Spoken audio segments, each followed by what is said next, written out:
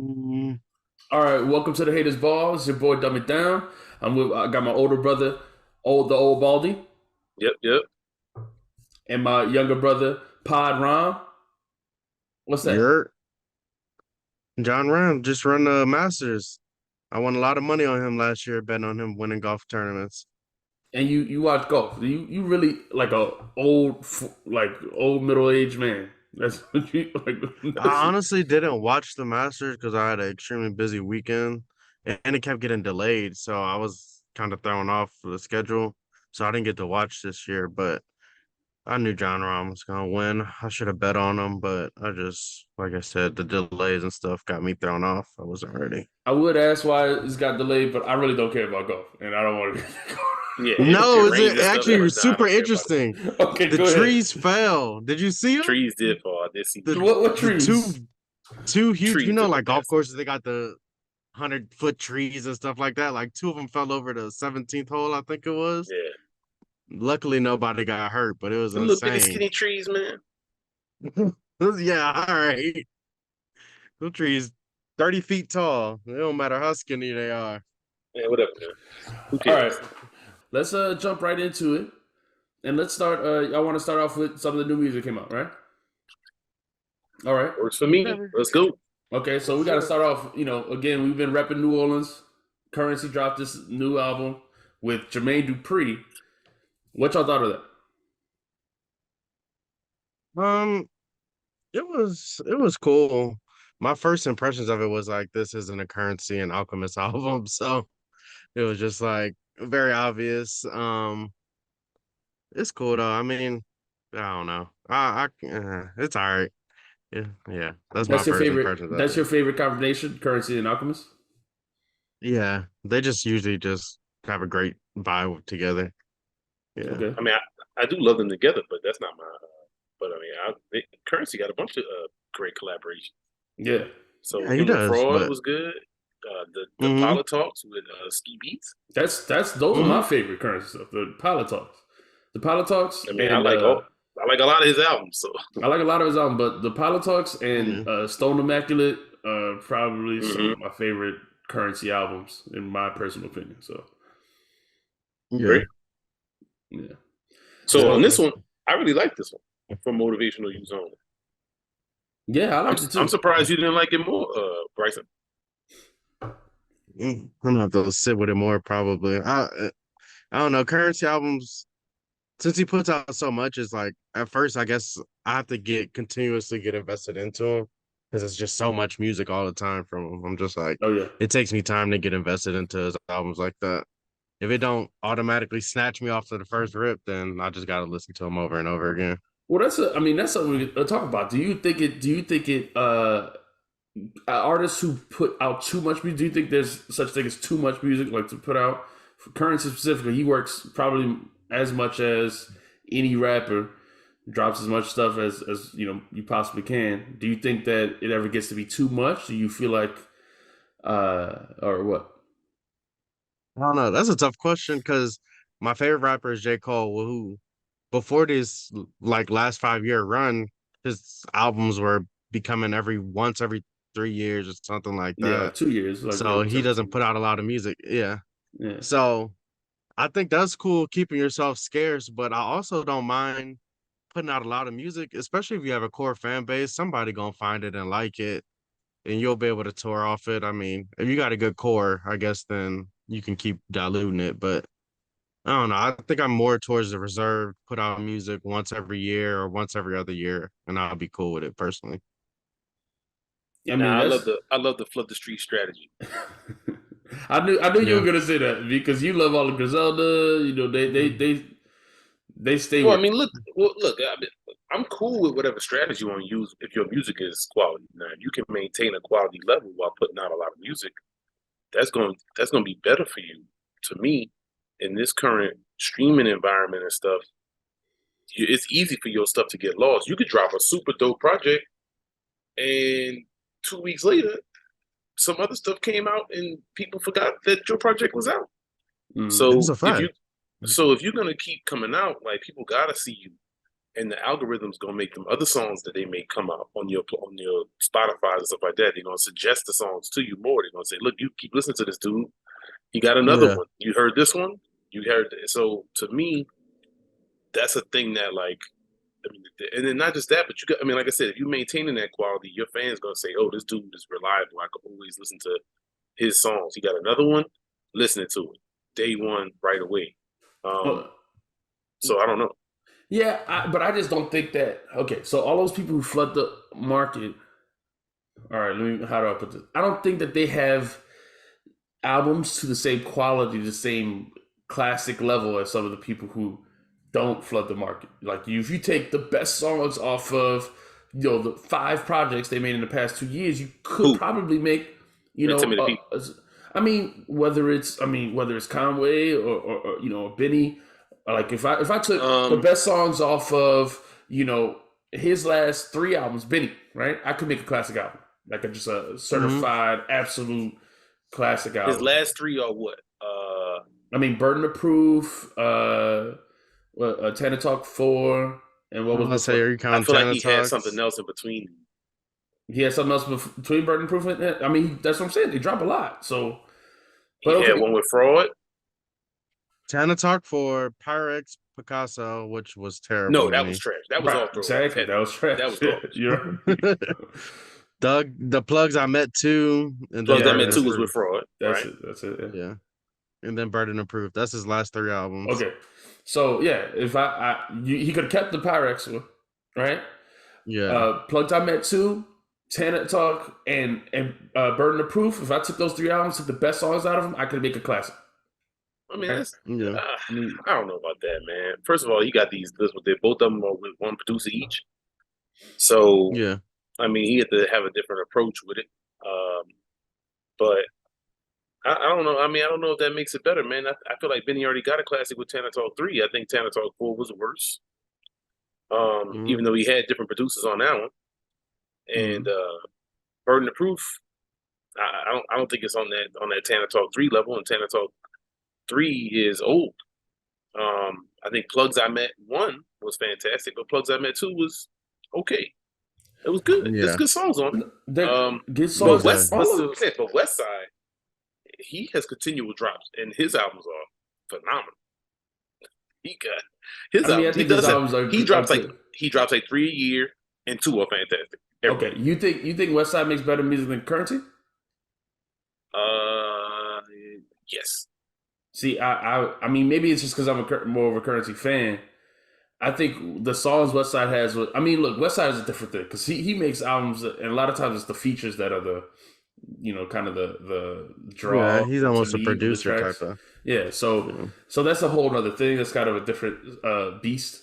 He does make good music, but it's like I'm not going for him. So yeah, but I mean, I don't think there's anybody else really doing it like Currency. I mean, Currency is the only one I think that's putting out projects. It's mostly him to this consistency, this speed for sure.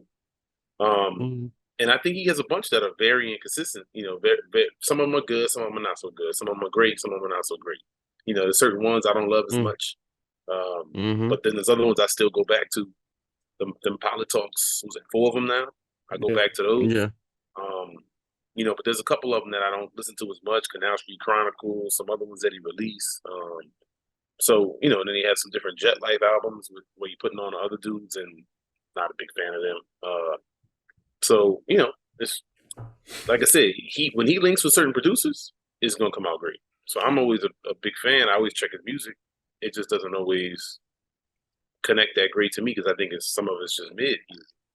It's just well, I think mean, when you flood the market. To me, when you flood the market, it's like sometimes it'll be songs that I like. I like to sit with an album. Me personally, I like to play it again and again. I want to learn all the songs at least the songs that I like. And I feel like when there's a lot of filler or a lot of just like mid on an album, I'm less likely to go back to it or I just pick the songs that I like off it, and then I'll learn those. But that's what I do for every album. Yes, and that's what I do for everyone. But sometimes if you just released 50 songs in this year that I gotta, listen to or like slog through, I feel like sometimes it gets overwhelming to me Okay.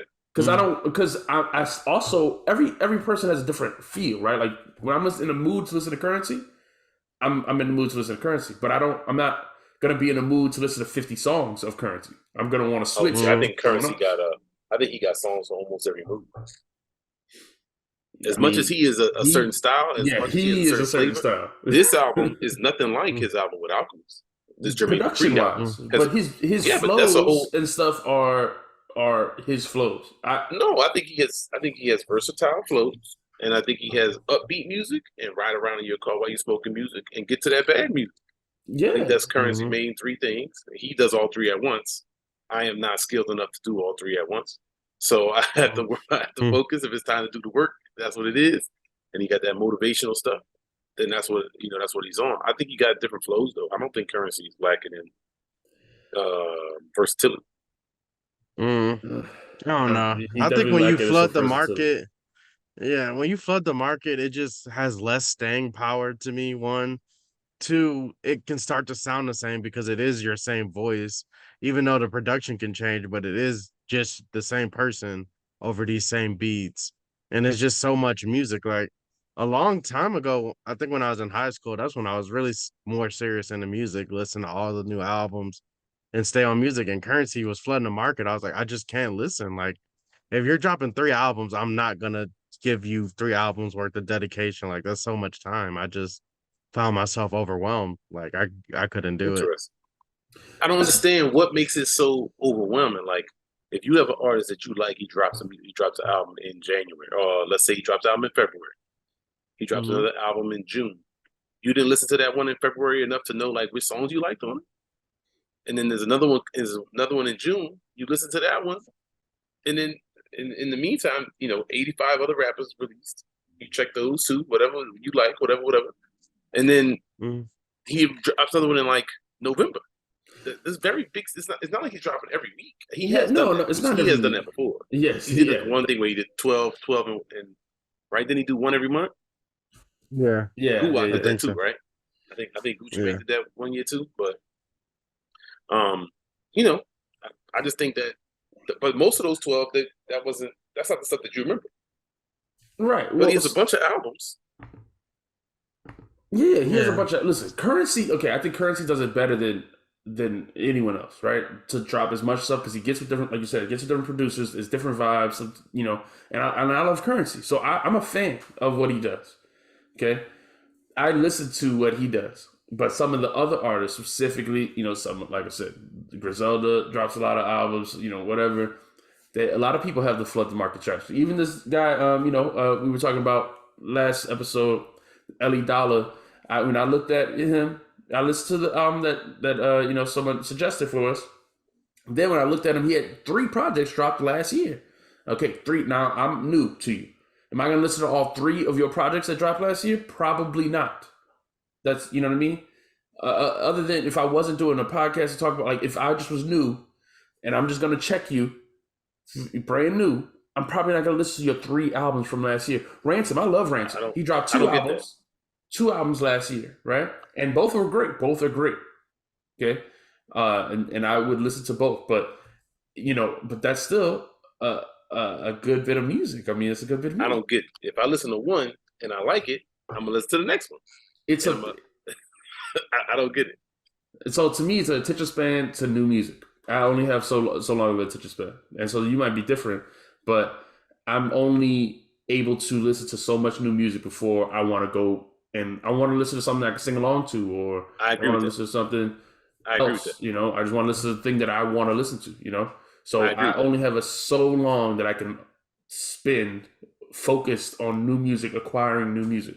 And once that Right. time is up, I'm done. So if you got 3 albums for me to listen to, it might take me a whole week to get through your 3 albums as opposed to a day to get through one. Okay. You know what I mean? So this is what happens with me. I listen to the album, and if I'm going through and I don't hit that like button on a couple of the songs, I'm never listening to this again. So it's only when I'm hitting that like button on the song. So I have to get a first impression right away. So if I have to listen to it 2 or 3 times to like it, I'm not listening to it again. It probably already missed me. So I'm cool to give you a time like so. So we can talk about this Currency and Jermaine Dupri album. I turned the album on. So Jets. It's cool. I thought it I'm was like, I good. like the song. Yeah. This is a good song. I think I put a like on that one maybe. Essence Fest came on, and I was like, oh, this is the song right here, right? Okay. So hit the like on that one. So I'm like, oh snap! Already we 2 for 2. I'm putting the likes on. Yeah. Yeah. So this album is going. First of all, I use YouTube Music. It's gonna give it right back to me basically because I just like them. It's brand new. It's gonna keep serving me the same song when I put on my random mix or whatever, or these same songs. But off the rip, so now I'm gonna listen to this album again already, basically because I listen to these 2 songs. I put likes on. If I go through the album, I think I did that like 4 or 5 times on this 7-song album. So that's solidified. That means that I'm gonna hear this over and over for the next few weeks, maybe the whole year. If I keep playing it, it's gonna keep coming back to me basically. So that's kind of how it works for me. If I didn't like the song the first time, I would never. It probably would never come back up, and I would be on to some other new album that I did like right away. So if it grabs me right away, I'm with it. Yeah, I mean, I'm similar. I see. Okay, so I'm similar. I'll listen to each song, and if it grabs me, then I'm gonna keep listening to it. If it doesn't, I'm not gonna go back to it. I agree with you. So, but I'm saying that when there's a lot of music, because right now there's a ton of music. Okay, there is a ton of music, right? So if you put out a project and it's not your best effort, then I may write you off because you put out a project. You keep putting out these quick projects, but it's not all your best songs. Just hold the best music, put it all on one best song. Like for instance, if my first impression of Jay Skis was that album with Conway, I thought it was not good. I just was not impressed in any way, shape, or form. And to the point where, and I said this when we reviewed the Jay Skis, I think it's an album of the year contender now, his solo album, but I wouldn't have clicked on it again if it wasn't for the fact that we were going to talk about it on the podcast. If it was just me, I was not going to click on his album because my first impression of him was bad.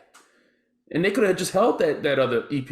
It wasn't. There's nothing Okay, on there but many that I people need. wouldn't have looked at him at all if they didn't know that he was with that drum work with Conway. So I mean, that's hard. I don't know, and that strategy has worked for them. So it's hard for me to tell them don't do what you did to build your career with your label. So I don't know. I mean, everybody's not doing that flood the market stuff. I think most of your top artists are not doing that. I think that's only some people that Currency does it because that's his thing. Well, it's people in a different lane. I mean, it's not the superstar people. It's the people. It's the Griseldas, those people, the Ransoms. Those I don't. And they Whatever need class attention of hip hop you call that. Yeah, they need the headline. They need the look. I mean, I don't know how much need is. Might not be the right word, but they need the headline to say, "Ransom drops new album today. Check it out," or "This song is hot on Ransom album." Because where else is people talking about Ransom album? So that the release alone gets you headlines on some websites, some attention, and that's also like basically it's like marketing. Like some people might spend money on marketing. Well, they're giving you music almost as the marketing for them, right? And that's the key because they don't make money off the albums anymore. They make money off of you buying merch and stuff like that, and building a fan base that's willing to go see their shows. So by flooding the market, they get that marketing, and then they get the money from their other avenues. So that makes perfect sense. All right, so then let's go through this track by track. I think that's a good conversation, but let's get to this album track by track. Currency, we all fans of him. Would you say? Well, let's review the album, and then I got another question. So Jets, I thought it was good. What you thought, Bryson? Yeah, I thought it was so. Okay. All right. What about? I think it was. Go ahead. I don't think it was mixed right though. It sounded like the beat was too loud for Currency for him to rap off of. Just that See, one I like song, that right though. away. Yeah. Okay, see, I was like, okay, we got a different vibe for currency Hmm. today. That's why I appreciated it. Yeah, I felt like the beats provided energy that's not normally on a currency album. Like you said, it's usually more chill, type of thing. And these were upbeat, so I thought that was purposeful as well. What you thought about Mm. SS Fest? So I usually don't listen to singles, but when I saw this single popped up in my thing like weeks ago, whenever it first came out, Mhm. and of course I saw this name SS Fest is from Currency, Jermaine Dupri. I was like, oh, I gotta click on it because it just just the Mhm. name caught my attention. Exactly. Obviously, we from New Orleans, so SS Fest that's where it happened. So I click on it, and I thought at first when I first listened to it, I was like, man, this is like a basic just bounce song. Mhm. I just felt like it's something that's been done before, and I Oh was nah, like, man. I was like, I'm not excited for the Jermaine Free Currency album if this is what it's gonna sound This like. I beat wasn't. has already been worked before though. It was Come on, man. This is so New Orleans, man. Yeah, What it are y'all is. talking no, it's about? fire. But this song, literally, this beat has already been used. It was a popular TikTok beat already.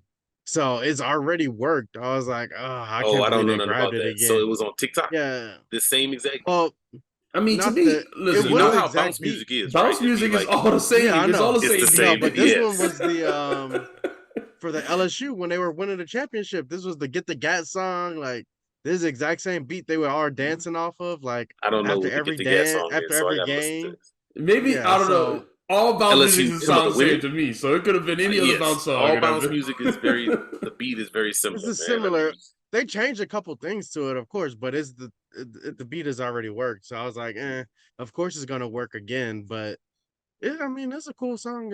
I mean, I like the song, but I was happy to hear it, that's my man. only, yeah, that's my I only like I critique like against currency it. on the bounce song. I like currency on the bounce song. That's the thing. That's the novelty to me. I was like, okay, it's cool. It's currency on the bounce song, but Mhm. which is funny to me. I mean, does he have other bounce songs? Because you think I if don't from know, New but if Orleans, you're in you New think he Orleans, have. exactly, they all Now, got bounce songs. So I was happy to hear it, man.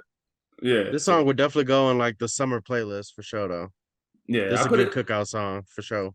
I liked it. I put it in my playlist, so it was cool. It's cool. My wife liked it a lot, and she liked it. I liked it. So That's what the bounce is Yeah, for. yeah. exactly. What about Um, the next one? Never enough. I liked it. mm, it was cool to me. I watched the video. They had like a snippet for a video that they were doing with them standing on side of the bridge. Currency. It was like I think it's out. I didn't see the video though, to be honest I with didn't see the it was. video. It's not a music video though. It's not like Tiny Desk, but it's something like that. Like one of those. I think it's Mm, called On the Street Performance or something like this. So they were mm. standing on side of the highway performing it. It was you. cool. Nice. Where Okay. I don't know. in New Orleans or in I Atlanta? couldn't tell. Yeah, Okay, I couldn't tell. They didn't show the city off. They were just standing outside the highway. okay, all right. Uh, I like the song. I thought it was a good song. I thought it was 3 for 3. Off the lot, I like that one Liked it. too. Yeah, Yeah, yeah. These are good songs, man. 2 Chains. that one's all right to me. And then the first skit was Screens Falling to me. That's the one I Oh, like. I love this beat. I don't I know. liked it. I love this beat. Okay. Yeah, this is the Yeah. best. I mean, besides Essence Fest, this is my favorite beat on the album. To me. Okay. All right. See, maybe I gotta listen to it again. I wasn't feeling it when I heard it. And then Never Fall Off, I thought it was a good I one. And liked it. Ti killed this. Yep. Yeah, I like this one Ti been for getting sure. For a sure. lot of hate. Just general, or not hate, but like he's been, I feel like, People try to constantly diminish his underrated. accomplishments. Yes, Yes. exactly. Yeah.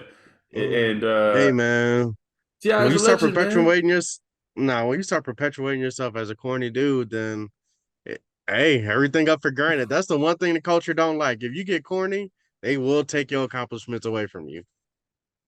Yeah, I feel like he did the podcast media stuff, and it backfired on him in a way that like it did the opposite effect of Joe Budden. Like Exactly. Yeah, it definitely diminished him Look, a man, lot. this dude just focus on bread, man. And guess what? He get yeah, so I assume that he made money off every one of them ventures that people don't like. I'm sure his reality show was making a grip. I'm sure all this other stuff was making a grip. I, Maybe. yeah, if you 15 years in and you decide to make money off of reality shows and podcasts, I don't see that as like selling out. So hey, go ahead get your money, Doug. You know. No, me neither. Like I Yeah. said, and then every time he gets on tracks, because of all the so-called, legends, I feel like I see Ti on a lot of the people I listen to. Like the more, like we said, not superstar type people. He seems like he's willing to take the call from whoever hop on a track, and he kills the track. He never been a slouch on the mic. Yeah, He never Hmm. been a slouch. You might have said a couple people got him, but he got some wins against some top rappers. right. I mean, Ti Hmm. is to be respected. So, and then Fortune 500, I thought was okay. It's cool. Yeah, It's cool. it was Like I cool. said, I didn't dislike any of the songs I heard. I might not have liked them a ton, but Yeah. I liked them all. I you know what I mean? I Yeah, liked all the songs on here. If I had to rate this out of 10 for a 7 song, none of these are like the highest highs ever, except for maybe S's Hmm. Fest to me, but that's like an 8. I mean, it's like a 7 or 8. Like, yeah. I I got was gonna say nothing bad to eight. say I got about this, nothing man. bad to say. I was gonna Yeah. say 8 too. This is an easy Mm. listen, straight through. It was good. I thought Jermaine Dupri did Energy. a great job with it. I thought the vibe really matched. I was kind of wondering what it was going to sound like because I saw him do interviews, things like that, before. Yeah, they pushing it hard Sound like it for go, sure. sound like they go work great together. So I'm anxious to see what else he got coming out. He said they got more, so I'm gonna check it when they come out. I'm a little bit opposite. I'm cool on it. I I mean, I would give it a 5 or 6. Um, I guess I'll say a 6 Man, because there's, 5. So you saying it's mid? and I'm gonna give it a 6 just because there's 2 songs on here that I know for sure that I'll listen to for a long time. Um, so that boosted above a 5 for me. But yeah, I don't need to hear any more Jermaine Dupri and Currency personally together. Dang. So this is like the opposite take of the when we had the Larry June discussion. You were like, "That's a Yeah, 7," and we were like, "It's mid." Because, yeah, but that's funny, exactly. you know. I think it's good. I mean, maybe it's maybe a 7 is fair. I think a 5 is harsh. Every I song didn't is hear good. nothing on it That's that what I was said whack. is a 6. I said a No, it's 6. It fine. got I a it mean, got a 6. ain't nothing to debate about, man. All right. So then, y'all want to jump right to the next album, that Mayhem So Loren. you had another question about currency. Oh yeah, Currency. When do you think he is the number one New Orleans rapper, or is he still like how? What does he have to do to surpass Wayne as the number one New Orleans rapper? I guess. I think he already did personally. Okay. No, He I like his discography better than Wayne's, but I can't say you surpass somebody that has bigger accomplishments in hip hop.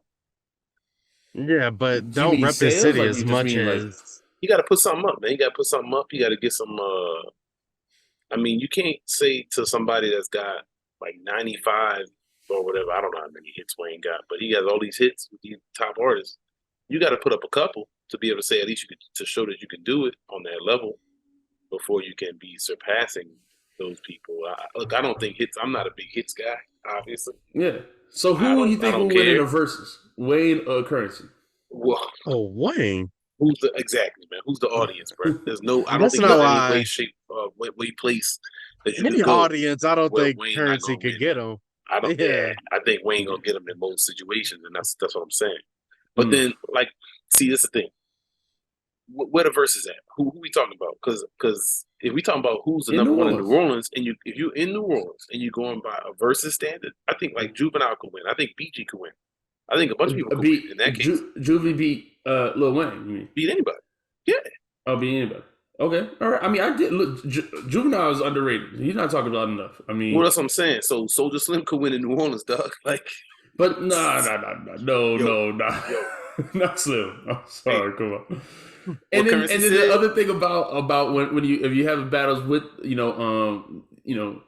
if it's specifically Hot Boy, if it's Juvie and Lil Wayne or something like, then they're gonna be on each other's tracks. So like if he plays All I know is you got 20 songs. You talking about some people gonna rep for certain people, man. So I don't know. I don't know how you gonna pick. How you gonna pick who's the greatest from New Orleans on a national scale? It's got to be Wayne. right. but the way I'm But seeing it Currency is, has a fan base now. Like when you go online now, today, hip hop heads know who Currency is. Yes, They all love him, they all respect him. yes. It's not like he's unknown and Wayne is the superstar. There's I agree. a lot of hip hop fans who don't who think Wayne's fallen off a long time ago and may I not agree. think his music aged well. We having this argument right now in the chat. People are like, "Oh, 50 way better than Wayne." So Mm. I would love to hear what people have in the chat. You know what who they think is better, Currency or Wayne? Because I think a lot of people would say they think Currency is better. Again, Nah, man, all right. I don't think so. Yeah, and Currency is best for New Orleans because he's still an ambassador of New Orleans. He shows up, he's cool with all the Pelicans players. Like he's more for the city. He's Well, yeah, Wayne more never Oh, reps reps it. that's the true. Yeah, Yeah, city. Wayne is Wayne been lame a with that. Yeah, he a Like a Green Bay Packers fan or Packers something. fan. Yeah, he yeah, all the lamest stuff. Yeah, exactly. embarrassing. Yeah. But and he'll still come around though. Like he was supporting the LSU team and stuff like that, like the women's this year. But yeah, I don't know. Currency always in the city. He's touchable. You can see him. He got a store in the city. Like he's just a more of a better presence for New Orleans than Wayne ever has been. I agree with that as well. I mean, that doesn't mean that he had a better rap career right now than Wayne. I don't think he has I a find it better hard rap to say career. that, man. He's a better New Orleans rapper, I would say. I don't know. All right, No, we got you we might got like it more, but you can't. Yeah, you can't put him over Wayne in that regard. all right, we got Coop coming in. Let's see. All right, so we got Coop from According to Hip Hop joining the Haters Ball with us, and so we wanted to jump right in, man. We were talking about the Currency and Jermaine Dupri, and this is a cool a conversation because Currency's from New Orleans, Jermaine Dupri's from Atlanta. What you thought of the album, Coop?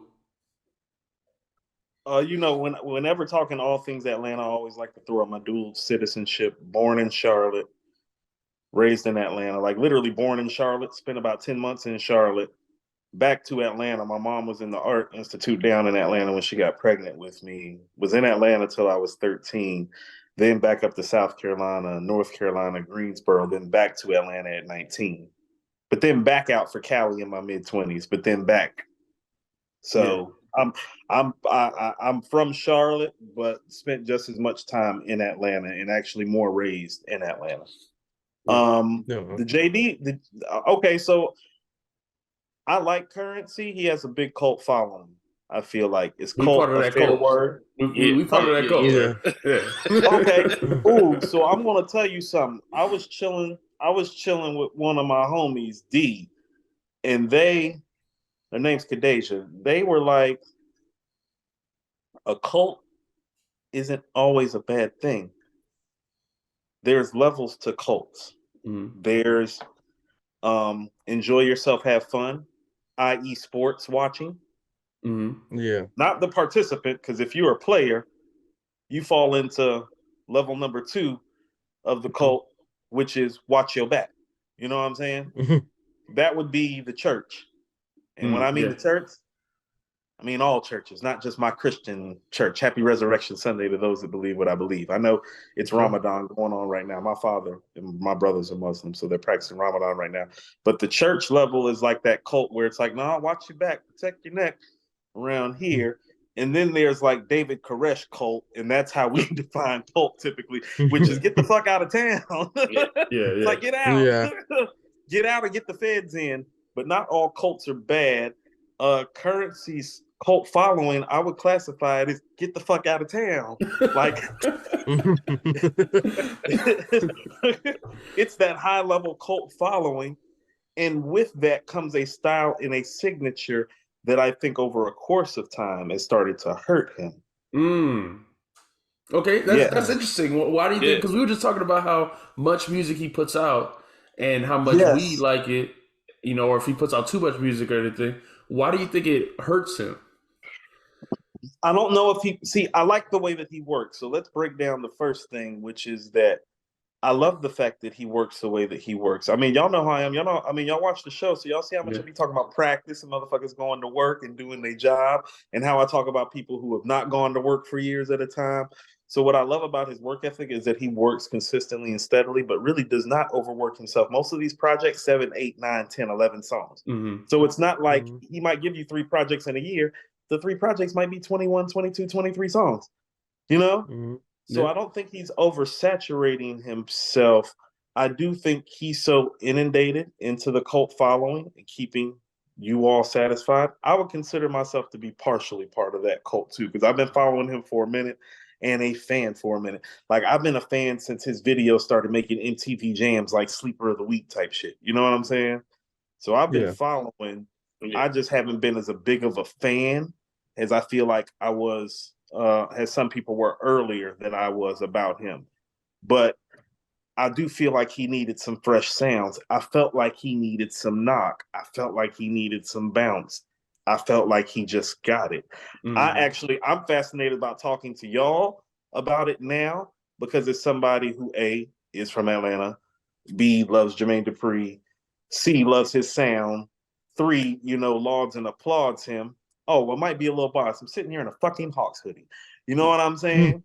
And so I've been kind of questioning myself about what I heard from the album because, quite frankly, next to Jay Ski's album, I think it's the best album I've heard this year so far. Oh, Okay. wow. We didn't even go that high with it. Yeah.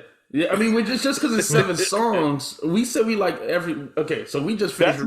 That's my biggest critique of it is that it happened so fast. I'm like, damn, I could have got 2 more out of that. But outside of that, I really don't have any critique.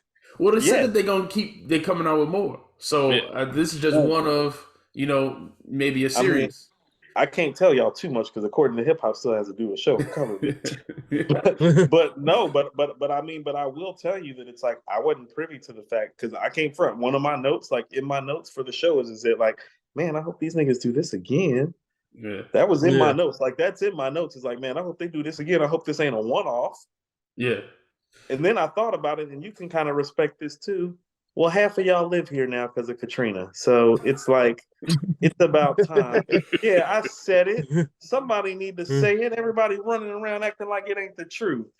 No, that's the truth. No, that's the truth. So this is one of the conversations we're going to talk about. It's about time a New Orleans, like Atlanta type of collab project happened. Because, I mean, if you really look at modern day Atlanta, there's a New Orleans influence and component to it because of Katrina. Like, it's a fact. Yeah, for sure. So I agree with you. It's crazy that this hasn't happened sooner. But I also thought it was interesting, like, because of all the people Currency's worked with, this is the first time he has like a bounce song on his album and that Essence Fest song, and it's from somebody from Atlanta. You would think that he would have gotten with more, maybe another New Orleans producer sooner and done this type of thing. But that's one of our favorite songs on there. Obviously, it's just a bounce song, and we I like every song on it. But I skipped the Screens is the one I don't like. That's the only one I like. Hook. I like that hook. Yeah, we that's what I'm saying. Me and Bryson like that one. That hook game tough on there. I don't know. The Screens beat was amazing. So that's just me. I could be crazy. That's the only one I didn't like, but every other song I like. And so I gave it an 8 because it's just so few songs, but they were, I can't tell you how I'm rating it yet, but my biggest critique is that it's too short. Thus far, I've listened to it 4 times. My biggest critique is that it's too short. Yeah. Now that's funny because my brother was just saying he don't like it that much compared to other Currency stuff. That's okay. So can we speak to that? Yeah, Bryce, because you usually you like the smoking stuff. Yeah, right. I like the chill Currency. You like the chill wavy black surf boy. Right. Exactly. Chilling in the car, listen to music. Yeah. Right. Like he loved that Larry June. I mean, you can love both. I fuck with the Larry a little bit. It's not too slow for me. I like that melodic shit. I do because it's like everything don't have to be boom boom boom boom boom. You know what I mean? No. Like there's different ways to murder. The mic. But what I would tell you is that as much as you may like that Currency, what is that Currency doing for him lately? To quote Janet Jackson, like what is being that version of Currency really done for him lately? Well, he's happy in his lane, though. Yeah, I know he's happy in his lane, and he's probably accepted his lane. But if you have the opportunity to broaden your horizons, you tend to look at this podcast existing. I know for a fact that 2 or 3 of you comment frequently. on our show. Now you have your own show. You're broadening your horizons. And by broadening your horizons, you're broadening your audience. And you're broadening your pull and your ability to do certain things. And so maybe he's tired of being the biggest fish in that get the fuck out of town cultish pond that he's in. You know what I mean?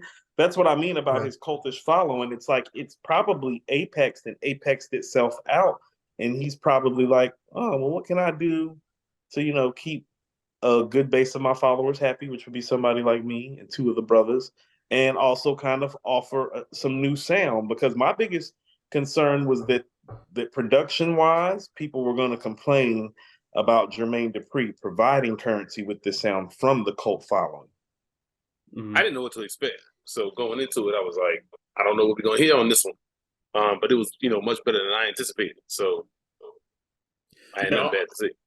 Off the first listen, when I first heard the Essence Fest, I was like, oh no, I don't want this from Currency. But then once I listened to the album, I was like, oh, I like it. But the Fall Off song, the first single, the weakest record to me. Oh, with T.I.? I thought T.I. killed that song. Yeah. I didn't say he didn't. I just said it's the weakest song in my opinion. You know what I mean? That's what I think of the album. Yeah. You know what I'm saying?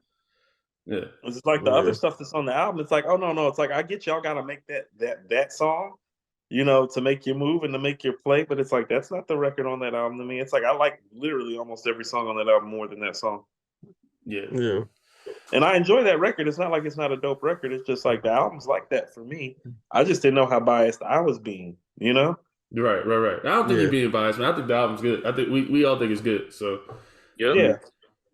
I can't give you my rating yet, but we got to give out a rating. But I'm going to be giving it pretty high marks thus far.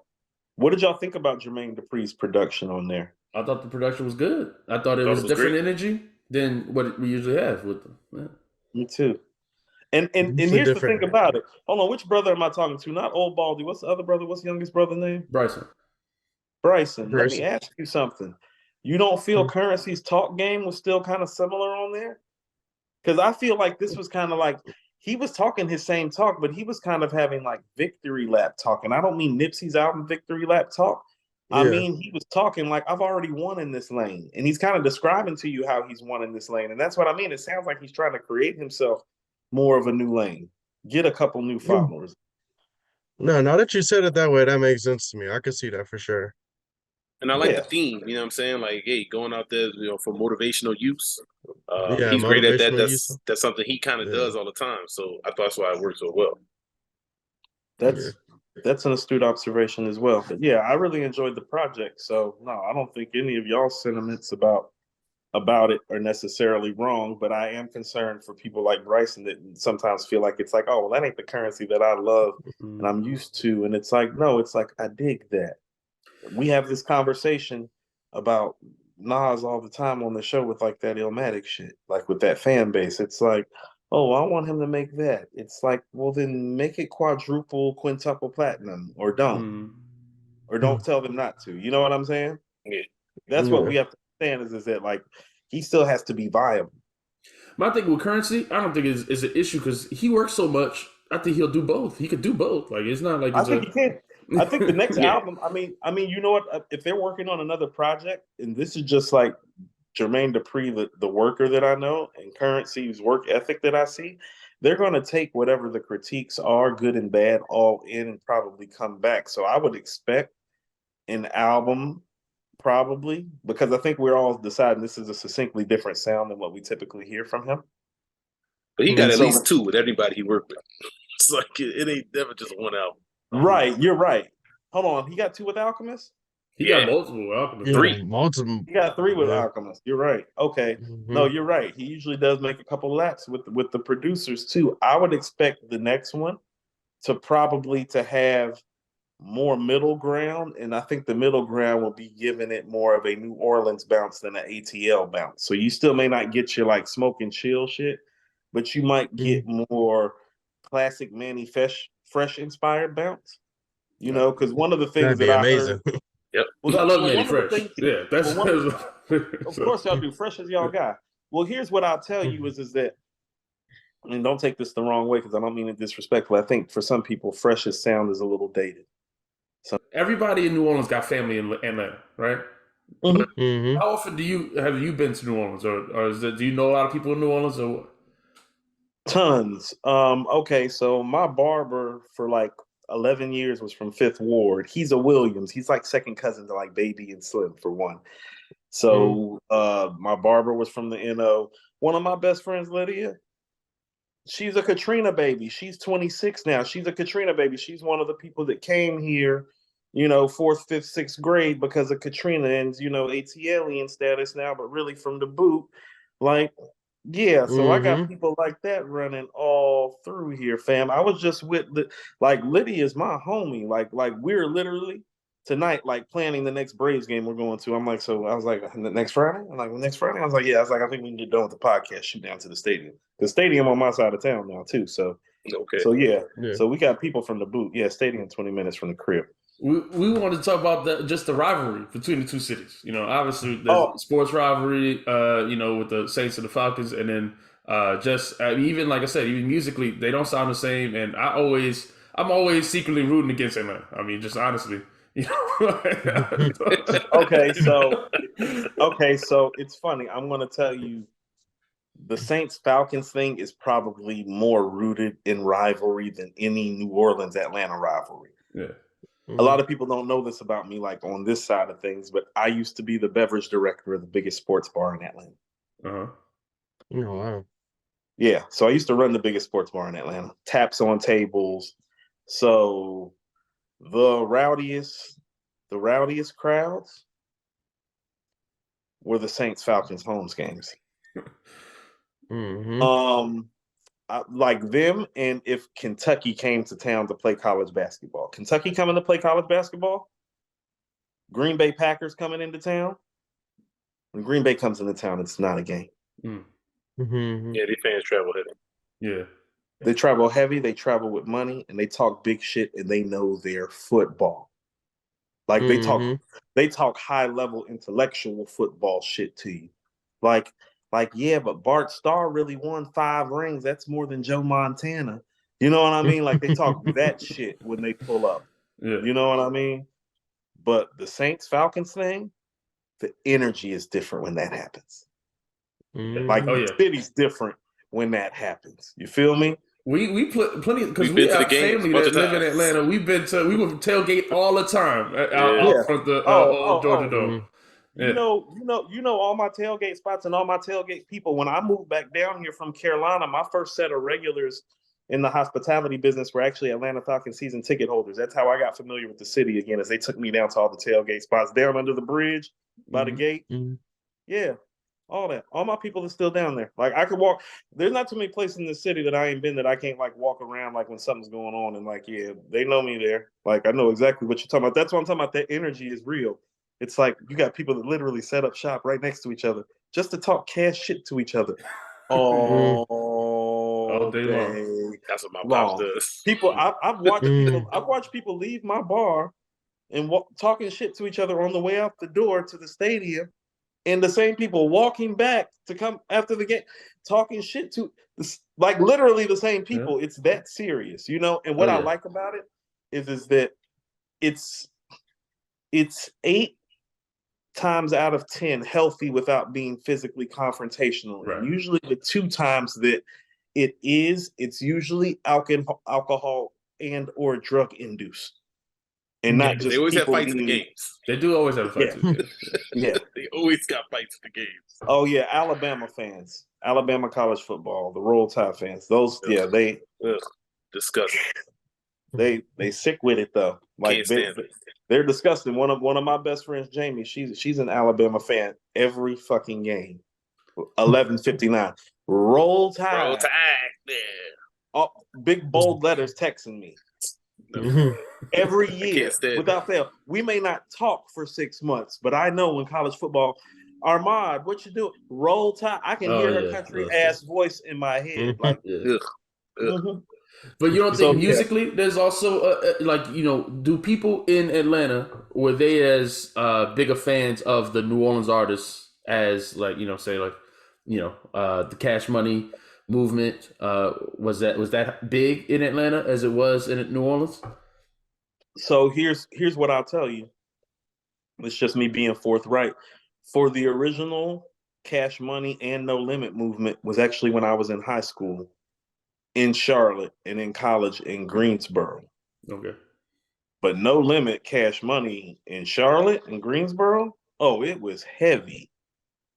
It was heavy. And I'll tell you this, Charlotte is more of an East Coast based hip hop sounding town than Atlanta. And so, although I wasn't in Atlanta for the initial run, what I can tell you is that chances are, if it was running through Charlotte and Greensboro like that, and that's more Mobb Deep, Lil Kim, Nas territory than Atlanta is, oh, then hell yeah, it was probably thumping in the A like that, because it was in Charlotte and Greensboro like that. My best friend Gary, almost had to, Gary almost died because he played too much No Limit our senior year of high school, because I almost murdered him by the time the end of the year was over.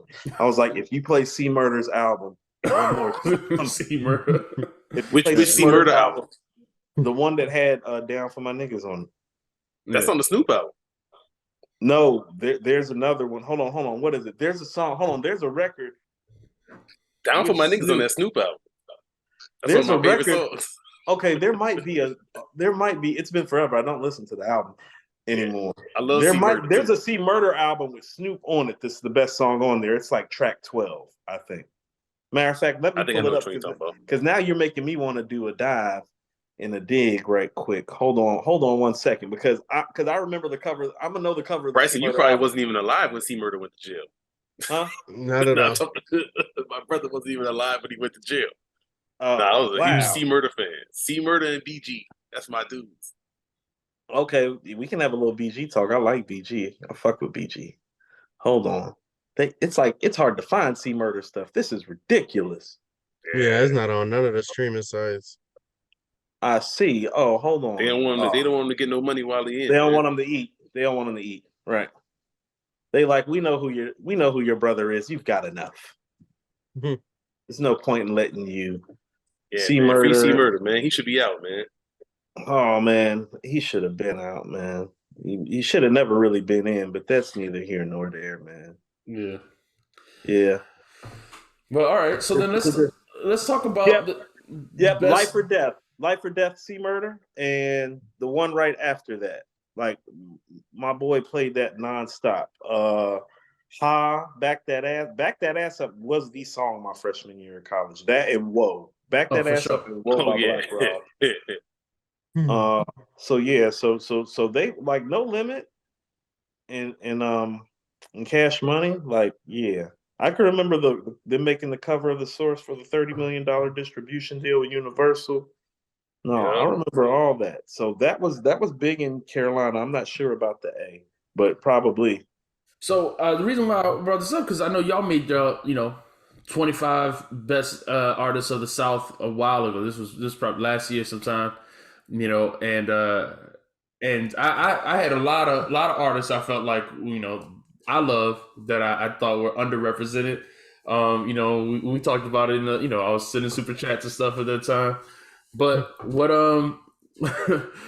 why do you feel like, okay, so one, I want to talk about like where y'all had Phonte on. I want to talk about that first. So you from Carolina and you would have Phonte like not on the list at all. Why does Phonte not get love from you when you from Carolina?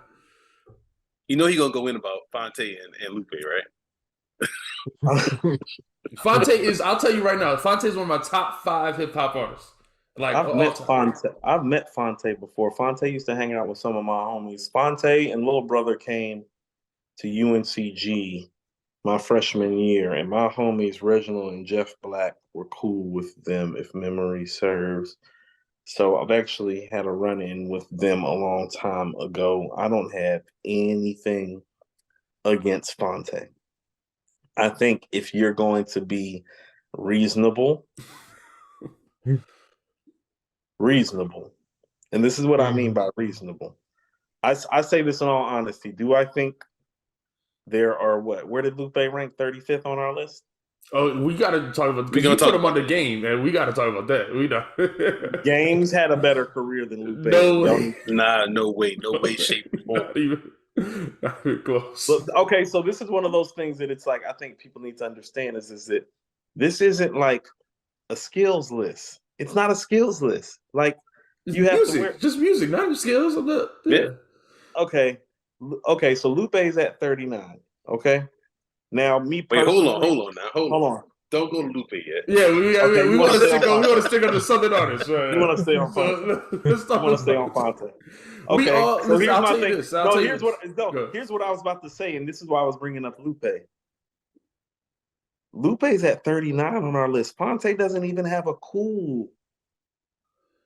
So I'll tell He you, we doesn't have a Droga. review. Hold on. He doesn't have a Droga's Wave. He doesn't even have a Drill Music in Zion. He doesn't have a Food and Liquor. I just named Lupe's 4 best projects. Phonte doesn't have anything messing with those projects. I'm respectfully. The Little Brother stuff, Minstrel Show, the listening, all day, every day. All day, Okay, every wait. day. So how does that not count for him? Because that's his. That does count. Like, hold on. Let me ask you something. This is what I mean about how I'm not biased. The Minstrel Show or the listening? Which one do you prefer? First The of listener. all, you prefer the listening? I Yes. might prefer I'm the same way. I think the Minstrel Show is better, but I think the feel of the listening is what you're talking about. It has a certain feel to it. Yeah. Compare those 2 projects to other all-time greatest groups' 2 best projects, and tell me like how much gravity I'm supposed to give it. Like You talking to the wrong person. He gonna tell you that it's right up there. No, hold on. Don't talk to me. Don't ask me to. Ask Bryson. Because we Like, rated I this mean, on Bryson, what do you think? It is like this isn't a Quemini and Southern Playalistic. This Well, isn't. okay, they're not outcasts. I'm not saying they're This isn't the infamous or Hell on Earth. No, I disagree. I disagree. Okay, that's where the gap He hates my No, deep. man, it's not that. No, it's not that. Listen, It's not that. I'm not trying to hate on. I especially don't want to hate on the dead. Okay, Mobb No, Deep this is hater, not. man. This is not the low end theory in Midnight Marauders. they're not tried. They're not tried. This is not straight out of Compton and Niggas for Life. Like it's not like that. No, I'm disagreeing there too. Disagreeing there.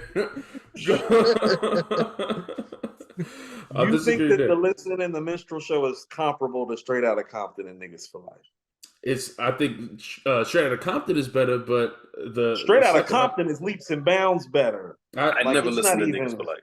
Yeah, exactly. I don't listen to that.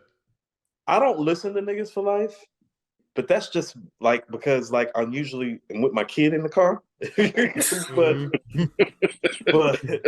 but when people talk about Dr. Dre being the greatest rap producer of all time, Niggas for Life is the first piece of evidence. It's The the formula. first time Dr. Dre's all-time great. Like, as in, like, oh no, these beats are better than the beats other people are making. Straight Outta Compton's not like that. Easy Does It's not like that. Even No One Can Do It Better by the DOC ain't like that. No, that one is. I think Yeah, that's the no best. one Not can do it beat better. wise. Best Beat wise, production. he's showing some promise, but it's not like the production on Niggas for Life to me. Not from end to end. Beat I gotta wise, give niggas for life another spin, man, because Yeah. I feel like Just no how one can about do it this? better. Is I love the DOC. I love No One Can Do It Better. What I'm telling you is that beat wise, try to look at it from the don't. yeah, Like, yeah. The DLC should have been on the DLC top content and bar wise. Southern rappers. DLC should have been on the top Southern rappers. DLC doesn't have enough to qualify, fam. I mean, He's literally got the one album and he's got nothing else to give. It's the accident. I know it's the accident. And here's what people have to understand too. If the DLC don't get into this accident, probably Snoop's career is not the same. Because the DLC is probably rapping on the Chronic. that's Right. true. For sure. And and why do we? Okay, see, I feel like But you're right. so- DLC is from Texas, and he just deserves some more Southern love in general. We label him with Dre and with Snoop, with the so West he Coast. automatically gets the West Coast tag. But if you've seen My Glove interviews, you know he was breaking down the whole Texas to Compton connect and Cali connect and all that, like before niggas was even like superstars. So. Yeah, but what? So because with the DLC, like with Biggie, he I died want to 2 finish albums. this Phonte thing. I do Hold too. on. Yeah. I do too. He will. I do He too. will. But with Biggie, he died after 2 albums, and we give him, top artist of all time, top 5 all time. Marks. DLC, he got in an accident after 1 album, and it's like he don't get none of that. He don't get that same kind of boost Okay, so His album didn't get those same highs. I feel like he didn't get those same radio hits and that's other stuff. I mean, that Biggie had on his first album. So, So he just you didn't know, have he's the not gonna. radio hits. That's the issue. Well, I mean, I don't think that's the it's only thing, but I think that's a big part of it. I I think that's a smaller thing, possibly. But here's just the reality. This is what I'm saying. Even with the whole Phonte thing, we about to circle back around. Well, as much as I love No One Can Do It Better and Old Baldy, you probably feel this way too. It's like that's not ready to die or life after death. It's not ready to die. Life after death, I think is honestly I think you overrate Life After overrated. Death. You overrated. Ready to Die is my favorite Biggie I album. like Life After Death. I like it. I like it a lot. I just don't. I don't love it. How Like about this? How about this? I think the only rap album that I've heard with as many highs, his Life After Death is All Eyes on Me. As in the full completion of the record literally being not completely out the park. So is it the end-to-end masterpiece that a Purple Tape is? Or a Low End Theory? Nah, it's not that. But what I'm trying to tell you is that nah, regular MCs can't make Kick in the Door, or they would. But you Regular need to. MCs, hold on. Yeah. Regular MCs can't make 10 Crack Commandments, or they would. Those last 4 songs at the end of Life After Death, nah, nobody's ever ended an album that strong. And so some of the highlights of it, I mean, think about even some of the stuff that's like meant for radio. It's like he literally did make a song called "Fucking You Tonight" and pull it off and get it on the radio.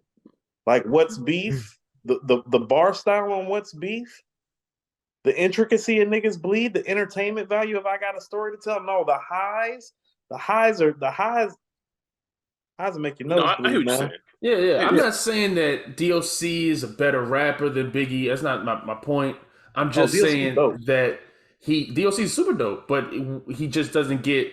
I feel like he doesn't get the bonus of, I got an accident. So it's not just that, but with Big, you have to understand, it's not just the albums. I'm going to tell you what, there are days that I go on a Biggie run without putting on Life After Death or Ready to Die. Those guest appearances, Dumb It Down, Bryson. And you hear those songs all the time. You can't never forget Big because, like, you just go walk down the street and you're going to hear one of his songs. And that's really where the staying power of it is. People, you can, whatever you may feel about Life After Death, whatever some people may feel about Ready to Die, or vice versa. Oh, there ain't no knocking, can't you see? You Can't Stop the Rain. Only You and the Only You remix. What's the 411 remix? Dolly My Baby. The J joint. Being on Brooklyn's Finest with Jay. You know what I'm saying? Like, no, the Crush on You hook. Get Money remix, Play His Anthem. These are records that aren't on Life After Death or Ready to Die. The original version of Who Shot Ya, I know it's remastered on Ready to Die now. That's not on the real version of Ready to Die. Dreams is not on the real version of Ready to Die. Party and Bullshit. Listen to all the Biggie stuff that's not on an album. That's what the other MCs who have a dearth of content comparable to his are lacking. It's not only the fact that his albums are better, it's the fact that the guest appearances are all pretty epic. The R. Kelly guest appearance, the Michael Jackson guest appearance. It's like while he was here, fam, he had about a 3-year run. You want to talk about like a work ethic? I mean, he literally made Ready to Die. He made the Junior Mafia album, and then he started working on Life After Death. And in between it is just some of the most scintillating guest appearances ever. And he wrote Kim's too, right? And he wrote Hardcore. Or DOC should get the writing credit for the stuff he wrote. He wrote the parts of Hardcore that, quite frankly, I love the most. Queen Bitch, that's my record. Like, you know what I mean? That's my Kim record. You know what I'm saying? Like when I go to Hardcore now, that's the record I play first. Like I go skip all the other records. I go play Queen Bitch, then I run back. You know what I'm saying? And you're right. The DLC deserves credit for helping write the Chronic and for teaching Snoop what bars is. But that ain't like spitting, on the Get Money remix. That ain't Frank White, the Desperado. Used to rock the all black bravado. That ain't the same. No, it's not the same when Big coming off like that. Yeah, so it just is what it is. With both All Eyes on Me and Life After Death, and I want to go back to the Phonte, but I just want to say last thing. I think they both have the same issue to me, is that I don't love all the radio stuff as much as I love the other stuff. and both are double albums that have too much songs that I could skip to me. So I feel like the problem with both of the albums is, quite frankly, they tried to appease the women too much on both of those albums. And they should have just trimmed the fat on appeasing the women some. Not saying that you can't. Like, I love How Do You Want It and Wonder Why They Call You Bitch. But some of the other records, it's like, they could have kept some. So I would agree with you on that. But then, and here's what I would submit to you all, and think about this. Those big records and those pop records we talking about that like ain't like that, go back and listen to those records. And go listen to the stuff that we listen to now. Tell me those guys aren't top 10 still. Easy. It's easy. Like, if you look at it from that regard, if you want to go listen, not the fly shit, not No More Pain or Ambitions as a Rider. No, go listen to the bottom 3-4 songs.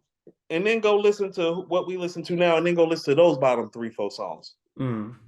no, I hear you. I hear that. All Eyes on Me and Life After Death ain't gonna seem as bad to you then. You feel what I'm saying? Yeah, I hear that. Yeah. All right, defend your man. Okay, Phonte, man. Phonte, listen, this dude. Yes, please. Defend Phonte No Classic solo album having catalog. Defend solo. Okay, hold on. When we talk about solo album, number one, the first Foreign Exchange. That's mostly. Well, I mean, there's other people on the album, but that's a dope album. It's a classic album. Connected. Every song in there is great. He's singing and stuff too. He's got singing songs in there too, but I don't think it's a classic, but I do think that it's great. I'll concur with its greatness. I do not concur with its classic nature. Okay, all right. Charity Starts at Home. I love that album. I think that album's classic. I think all of the songs on there, and he's rapping on a top-notch level on that album. When you talk about Everything's Falling Down, or songs like that, he's. I mean, I don't know many people who can rap better than Phonte. He's got punchlines just that are dope. Hard hitting punchlines, cool flows. He can sing. I mean, he's multi. He's funny too while he's doing it all. Like, he makes me actually laugh while he's doing all that stuff. And then he makes me chuckle. He does. He's insightful. And then he'll have albums like on his other album. What's the other one called? No News is Good News. Right. Yeah. He's got songs like Expensive Jeans, where he's talking about health problems. And that's stuff that content that nobody else is talking about. Is original. He still got bars. Songs like So Help Me God, bars. And then that's not including all of his Little Brother stuff, all his Little Brother mixtapes. You can't tell me many people can rap better than like Phonte raps on Tension, right?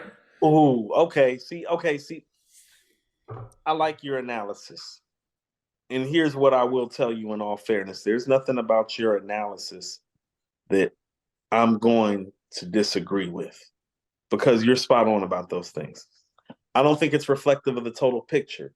And part of why I set up the criteria for this list the certain way that I did is that, and not about you, but I'm trying to get our audience as a whole and a good core that follows us to understand that some of the things that you think matter, there are other things going on that matter just as much, that we really need to start addressing with the same level of ferocity that we do about some things. And so although all those things are correct, okay? And I'm saying this respectfully, because everything that you're saying is correct. Well, Phonte's voice isn't like that, and that's why I've been echoing this whole voice thing this year. A lot of people lyrically say the types of things that Nas and Rakim say. You listen to it more because of the voice. It's just a fact of the matter. Mm-hmm. There have been plenty of dudes from Brooklyn talking this Playboy shit that Biggie talks. Biggie's voice is better, fam. You know what I'm saying? It's just a fact of the matter. Slick Rick's greatest album, which is one of the greatest rap albums, starts off with a song called Treat Her Like a Prostitute. He's not getting away with that without that British accent. Okay? Yeah. You feel what I'm saying? Snoop's voice, the first time you heard Snoop's voice was the first truly unique out of this world voice. Didn't sound East Coast or West Coast. It's like, who the fuck is that? It's like, man, he sounds silky on the mic. Voice matters. Phonte's voice. Listen to the dudes that I'm about to name. Listen to some of the guys that are on this list. Nas, Rakim, Tupac, KRS-One, Ice Cube, Snoop, Biggie, LL, Scarface, Ghostface, Raekwon, Common, Chuck D, Method Man, Black Thought, Slick Rick, Jadakiss, Big Daddy Kane, DMX. No, his voice ain't like that. Dumb it down. Prodigy. No, his voice ain't like that. So that's the first thing. Oh, no. I'll let you submit. I'll let you submit the criteria. So the first thing I want to submit to you is that the voice isn't like that. Voice is a big separator when you are the type of MC that he is, which is a traditional lyricist and conceptually driven artist. Okay?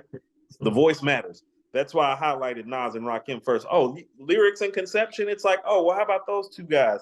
It's like, and you've even said this, and I've even agreed with it.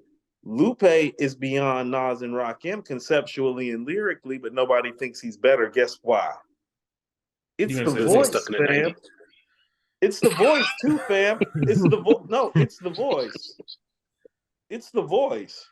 They don't give it to him because of the voice, because they don't listen to Lupe as much, because he's not as enjoyable vocally as Nas and Rakim are. It's just the way that it is. So Phonte's voice is. I can't agree with that. See, it's interesting. I can't agree with that. You hold on. You think Lupe's voice is on par with Nas? No, I just don't. I just don't think that. Well, Rakim, I think has a better voice. I agree with that. I don't think Nas's voice is particularly fantastic. I wouldn't rate his voice higher than like any of those MCs that you named. Yeah, Bryson, do you think Nas's voice stands out? Like he has probably. He has the crispest voice on the mic maybe we've ever heard. It's piercing. That's part of why it's so. Yeah. Yeah, his voice is very unique, I think. Yeah, I don't know. I mean, I love Nas. I'm a huge Nas fan. Seen him live like 5 times, but I don't think that his voice. You don't think the voice is like that? See, I feel that way about. I don't think it stands out over any of those other MCs you named on that top 20 you just went through over them. I don't see a big difference between his voice and Phonte's voice. Like, you know, like I wouldn't. I don't either. Nah, Nas sound different. I think. Yeah, maybe it's because he's so big in my mind. But sorry, he sounds different to me. Well, hold on. I think the way Nas came out was like a meteor that hit. And so even on his first verses was like he was saying stuff I never heard before. But it's the way that that's what I'm saying. Like there was a magazine that described his voice as like, remember the sewing machine, the Singer needles? Remember when machine They described his voice like that, and I think that's the most accurate description of his voice. Nobody has that. All the other dudes don't have that sewing needle, stabbing, piercing nature where it's clear and articulate. Cadence. Huh? That's flow and cadence, though, isn't it? I mean, I don't know if it's cadence, because Nas really wasn't like a cadence rapper early on. That's more Big and Pac thing, is using cadence. Like Nas didn't have a cadence. I think he's definitely a cadence rapper. All of Illmatic, his flow is verbal intercourse is all about cadence stuff. Yeah, and verbal intercourse is all about cadence. That's 1995. That's not Illmatic. That's not the guy. Right. Yeah, and that flow is different. The flow in verbal intercourse, he doesn't have one flow like that. No. Right. Not one flow like that on Illmatic. But I mean, Illmatic got. I mean, not like New York State of Mind, but so many of the other songs, I feel like the flow is so immaculate. Like, yeah. So I mean, when I think about Nas, I think about technical proficiency more than his voice. I mean, I feel like he's and always has been, when other people, like, there was no Lupe, and Nas was like, out here doing like stuff that Rakim hadn't done, I guess, at that point.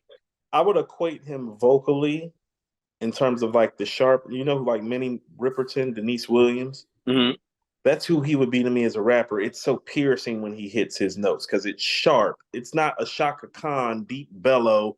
It's not an Aretha Franklin. It's that Pierce. It's that Minnie Riperton, Denise Williams type of thing. Would be the best way I would contextualize it. But what I'm saying is it's something that his voice is something that's identifiable for its times out of the crowd of people. I don't know if Phonte's voice is that identifiable like that. As in, like, when Nas comes on, everybody knows that it's Nas. It's always been that way. It's never been that way for Phonte. So the voice does have something to do with that. I can see that. Yeah, I mean, I don't. I agree with that. How about this? Let's go to DMX. We know who he was the first time. That's what I'm talking about, though. It's like Phonte doesn't have that. Most of the people on this list have that in some sort of fashion. I agree with that. But is that's one aspect? Is that one aspect? or you got other things on the list? There is something else that I'm about to discuss, but I just want people to understand it. And this is like this is like revelations for me too. Has people understand that I'm constantly evolving with this, and so my opinions and what I feel the truth about it is ever changing, because the truth is ever changing. So the more that I understand, the more that I can see some things clearly. And so when I think about some things, it's just like rap. Voice can't be the most important thing in every other genre of music, and then we step over into rap and be like, no, voice don't matter like that. It's like, no, it matters the most almost everywhere else. We have to start being fair with how we're grading the music. The first thing, this genre is the wordiest genre, whereas other genres aren't super wordy. Lyrics aren't by as important. far, Our genre is the wordiest, and by so far. lyrics can overtake voice, in my opinion. See, okay, so listen to what you're saying. It's not that lyrics can overtake voices, that lyrics have already overtaken voice, but we need to provide it with some balance, because that's really not how the rest of music works. And so listen to what I'm saying. When you upgrade the lyrics so high but take the voice down, well, you're changing the musicality of it. Now you were saying having a voice that is impactful doesn't matter as much. That literally goes against how music works vocally. Think about James Brown. Is he the best singer in the world? No. No, His that's voice shocking. his voice is impactful and it's different. Think about this. They had those beats that people didn't have though. Yeah. Right. Listen to what I'm saying. Like, wasn't Eddie Kendrick from the Temptations? Yeah. Oh, he sing a falsetto that Prince and Michael Jackson can only pray to, but who's bigger and better and badder? You feel what I'm saying? Mhm. It's like, So then, what about Phonte singing? Because he sings. He sang from. I mean, even the jokey skits that he's I singing like on. it singing. I like it singing. Yeah, this is And great. I'm gonna give, but here's the thing about it. It's like, well, we don't walk around here and give CeeLo extra credit as a rapper for I singing. do. We don't give I Them love down. CeeLo. We can talk about You're gonna CeeLo. have to take the man. Look, man, I don't Phonte give- did it first, and somebody else like Drake took his stuff basically or did what he does and does it bigger. And it Now, always Drake happens took for the person Phonte that does shit. it first. Now The Drake took person that does Phonte it first don't get the same credit as the person who does it second or third, and I think that's what it is. So I think like you hear Phonte. I thought when they came out with their first album, it was like a revelation for me. But I was in college at the time, like so the album was exactly for me basically. And so I love Phonte, but I can't put him over, some of the other people that you put him over, just because I just don't. I don't love his other stuff as much as those first couple, Okay. 2-3 albums. Yeah, I was in middle school. It wasn't made for me, but I Yeah. still love it. And Bryson was younger than me, and he still loves it. So Can I Mhm. can I address another one? I think. I mean, do you see where I'm coming from with the whole? no, I definitely see It's what like you're this. coming I'm It's like this. 100% with you on voice. It's like this. People don't go see the Rolling Stones to listen to Keith Richards play the fucking guitar. They came to hear Mick Jagger sing. from. When you I go don't know see nothing about the Stevie, Rolling Stones. we can keep I know going. Mick Jagger. Yeah, Hold on. I roll it with the analogy. Yes. Hold on. Watch this. You going to listen to Stevie Wonder play the harmonica, or you going to listen to Stevie Wonder play "Knocks Me Off My Feet" and sing that shit? You feel me? I like both, I but I like do want both. to see him play that Footprints. harmonica. I like the harmonica. I expect the harmonica part. If you're not going to listen to Stevie play the harmonica for 3 hours, you will listen to Stevie sing for 3 hours. Yes, Yes, that's you fair. will. Fact. That's fair. What the hell people going to a damn Mariah Carey or Whitney Houston in her heyday show for? Because it damn sure ain't to see them niggas dance. Okay, voice matters. Yeah. Right. It That's all I'm does. saying. And so all I'm trying to do is get you to understand It does. most of our all-time great MCs have something great or something unique about their voice. And when you talk I about agree with all that. time, that's 100% true. But in the South specifically, that's not that deep. For when you talk about all rappers, but when we talk about just a Southernness, it's not like that. Let's get to our southernness. I want to get to my next thing that really matters that we think doesn't matter here in hip hop, but we talk about it all the time. The charisma matters, dumb it down. We need to stop acting. He got charisma up the No, wazoo. I can't agree with that. I think he got up the charisma. wazoo. So what I would Listen say to what I'm is saying. he Hold does on, not hold on, have hold the on. car song, Charisma. and that matters in the South. Guys, what are we doing here? No. Jay got charisma. Pac got charisma. Big got charisma. Method Man got charisma. Slick Rick got charisma. That's what I'm saying. People are acting like it's easy to make a top 50 rapper list. No, it's not. There have literally been thousands of guys doing this. Busta Rhymes. Like, no, he's not that charismatic. So no, he's not. He's not top tier voice or charisma level. And the albums aren't top tier either. So we have three major problems. I think the albums are top tier. So okay, but when do you ever listen to Questlove Supreme podcast? I've caught it a couple times, but I just don't like Questlove that much. Oh well, I love the Roots. That's another one. I love the Roots. Yeah. See, this is what I mean. Oh, you don't like his personality so much.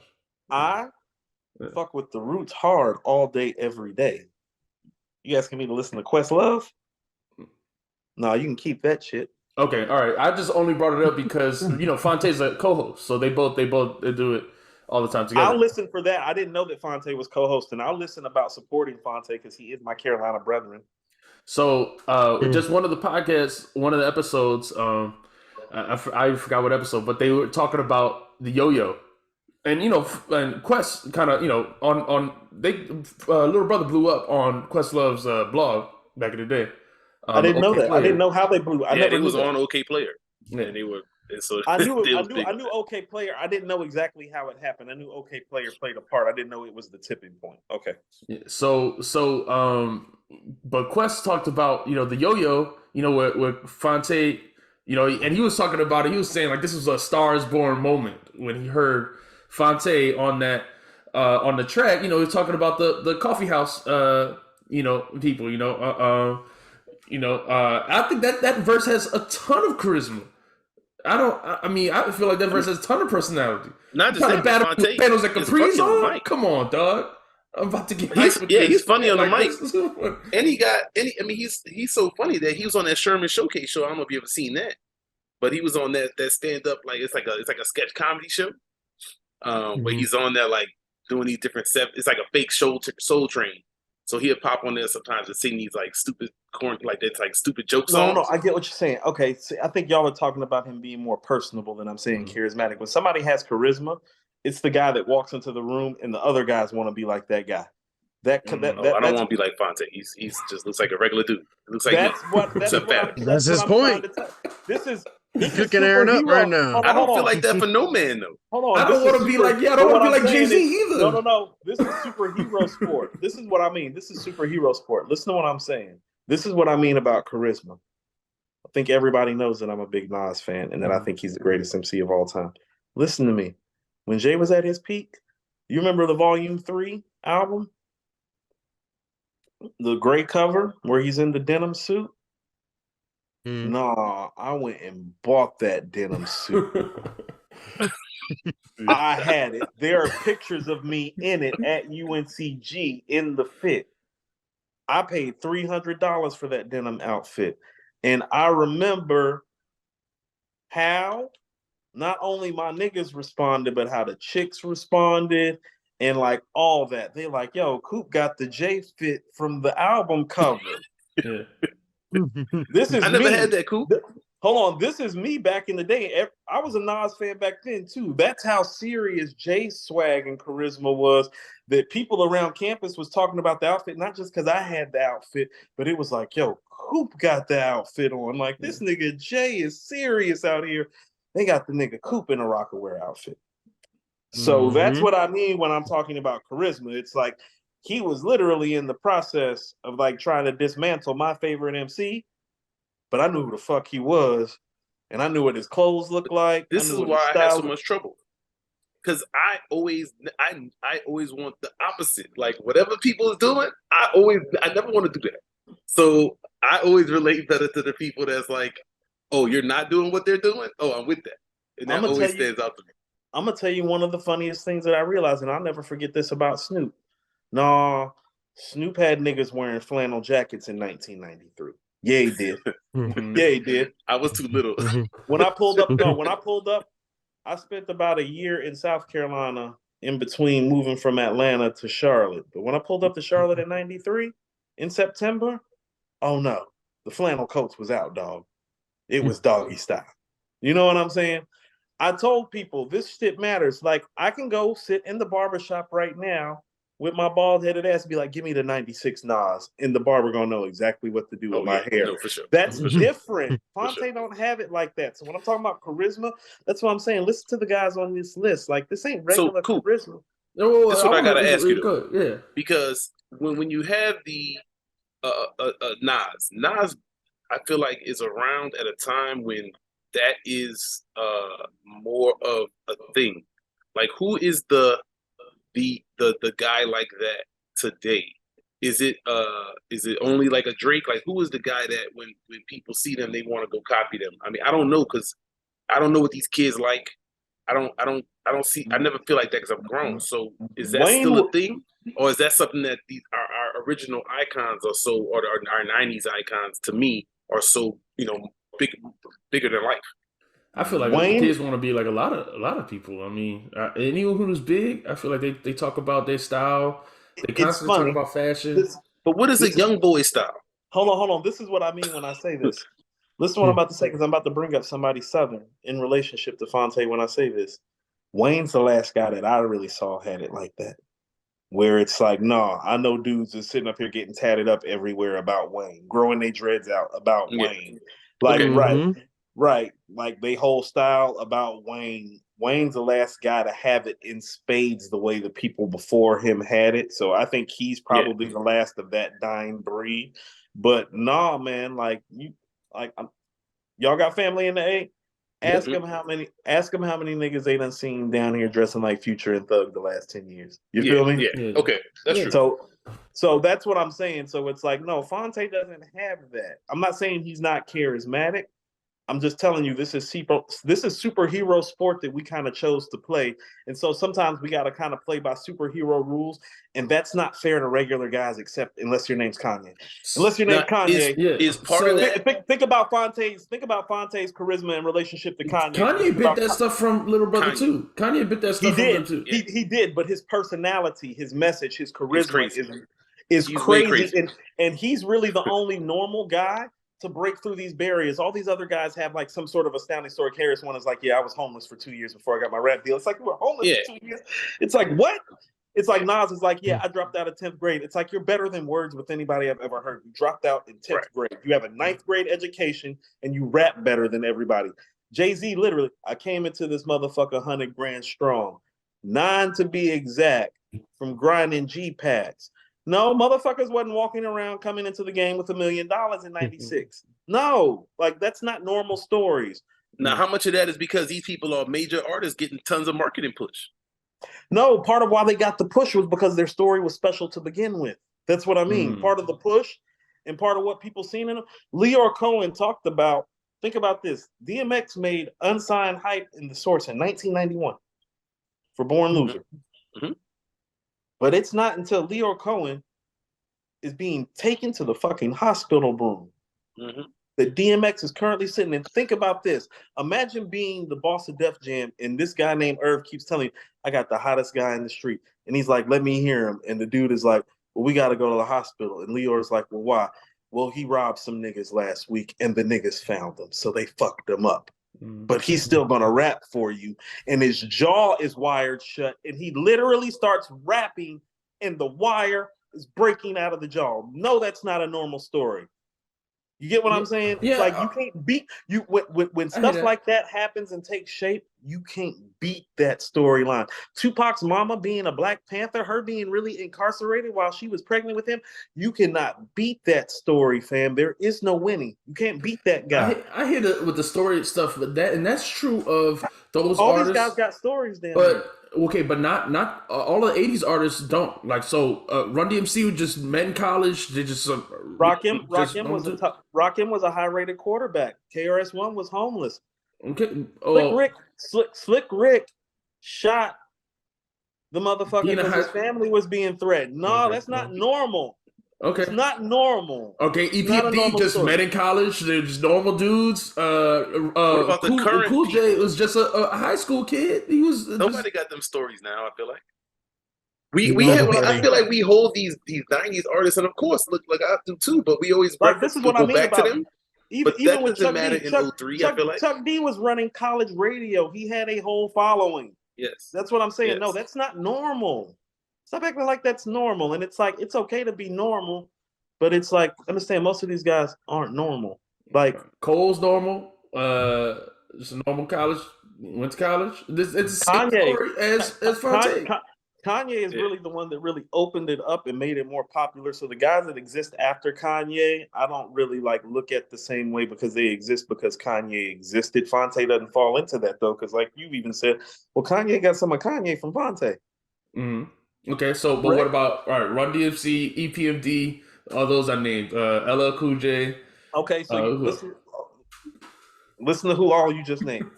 Some of the biggest hip hop legends of all time. Right. And you know what they all have in common? Yeah. This guy named Russell Simmons giving them an image and a brand. That's correct. That is correct. Okay. All right, I get that. That's a fair point. LL with the Kangol and the love songs. Run DMC with the leather and the My Adidas. EPMD with the bucket hats and the jumpsuits. They had looks, fam. That's what I'm saying. Russ knew them niggas was normal, so he made them not look normal. Right. He made them into stars. Like that. Okay. All right. That's a good point. My thing is, all right, so I get that. And you said that this is a superhero sport. And that's think about Kane, man. Think about Kane. A nigga that will out-rap you and out-dance you, looks better than you, is taller than you, will probably fuck your girl tonight. And Kane is dope. And I think Phonte got a lot of his style from Kane. He talks about, he even says on the listener, Kane used to live in Raleigh and sat down and learned every word of it. Like, yeah. Kane used to live in Raleigh when they was coming up. They have a song together, don't they? I know. Kane used to live in Raleigh. I'm from Carolina. Yeah. This is stuff we know. So he wasn't too far. They went to college in Central. That's Durham, Raleigh, Durham. Right, it's right there. Yeah. All right, so before you lose your time, dumb it down, you better get into your Lupe argument, man. All right, I just want to. I got to make my last point about Phonte real quick before, and then we're gonna get into Lupe. So the thing is, I love that we're giving Phonte this run. I love Phonte. He deserves it. All right, so my thing is, I disagree fundamentally with the rap as a superhero sport. I feel like what I love about hip hop and what everyone loves about hip hop is that it's relatable to the everyday person's story, the Black story, right? I think that's everyone. It doesn't matter. People all around the world listen to hip hop because it relates to their story. It's whether it's just overcoming, struggle, fighting oppression, whatever it is. It tells you about everyday people stuff. And then when you have someone like Phonte who's talking about everyday people stuff, whether it's marriage, health problems when you get to 40 years old, or whether it's going to your dad's funeral, or whether it's just going to the coffee shop or whatever it is, it's everyday people stuff that I can relate to. It's not drug deals or murders that I didn't live out and I can't relate to. It's everyone can relate to this stuff. And when people talk about Currency, or they talk about like Larry June or these people, I think they relate to them because they are talking more everyday people stuff too. Just about see, and that's cool. But listen to people like Currency and Larry June. Like, that's what I'm saying. Like, they ain't about to do no Purple Rain numbers like that. You know what I'm saying? No, you need to tell a motherfucker to go get in Lake Minnetonka, get you a purple motorcycle, get you an Apollonia superhero. Superhero. You feel me? No. Get you some gloves with some glitter on them and start moonwalking over a highlighted floor. Superhero. We've been attracted to this superhero shit the whole time. We can't start remaking the rules for rap. Same thing with the voice thing. It's like, no. We deal in superhero shit. When Prince was making I Want to Be Your Lover, and he was just a regular run-of-the-mill funk disco inspired making, you get what I'm saying? But even like Nas, like I love, like you said, New York State of Mind. I love that album. I love that song. It's one of my favorite songs of all time. But even like, be having dreams that I'm a gangster, I'm just a, I do think Nas is like very much from every man's perspective. Every man's perspective. That's what I'm saying. He does go into the like fake mafioso crap later, but on Illmatic, he's like, I live in the hood, so this stuff that happens, and I got friends in jail. I got this stuff. I got that stuff. And Illmatic is the greatest album of all time. That is normal people stuff. Hold on, this is what I'm about to say. Timeless themes with high level execution. Phonte got get what I'm saying? No, he doesn't. It's not as high as Illmatic, but it's pretty high. First of all, it's not as high as Nas, and the themes Of he course doesn't not. have. But Yeah. not even about the bar work. I'm talking more about the themes. People have to understand that the most special thing about Illmatic is the themes being expressed. It's the way that they're being expressed. It's being expressed to you in a poetic way that these things haven't been expressed before. Like we know Right. that life's the bitch and then you die. And speed is a timeless theme. Like going to work, this This is treadmill what I mean lifestyle about. ain't working for me. From the crib to This the is what lab I. to your job to This make a is profit.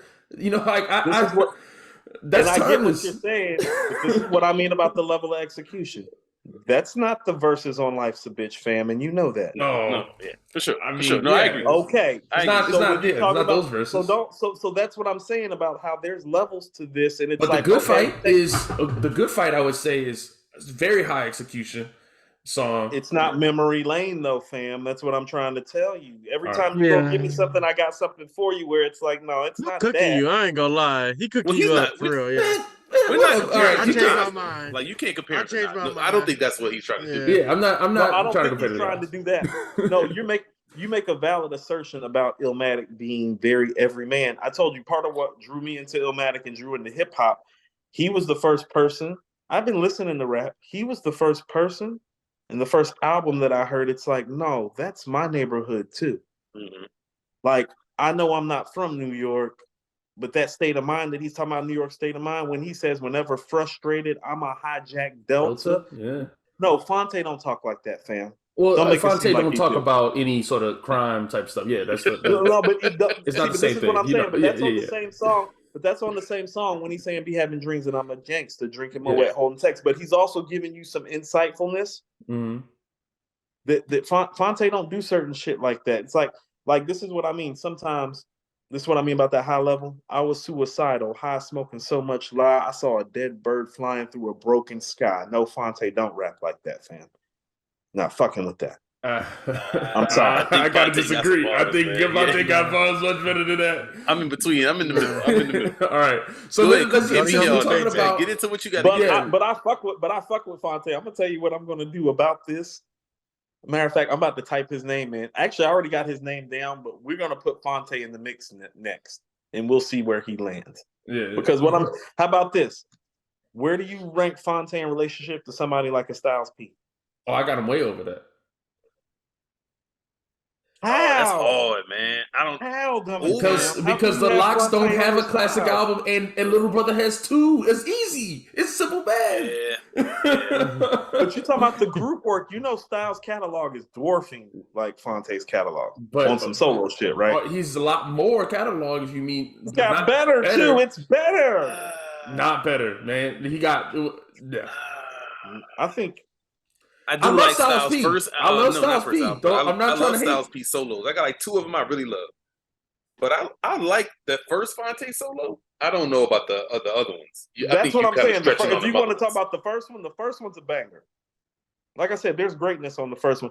How about this? Let's just do this right quick. I have our rubric up right quick. And I just want to know offhand, the people that I'm about to list off, I want you to tell me the people that Fonte's better than. Okay?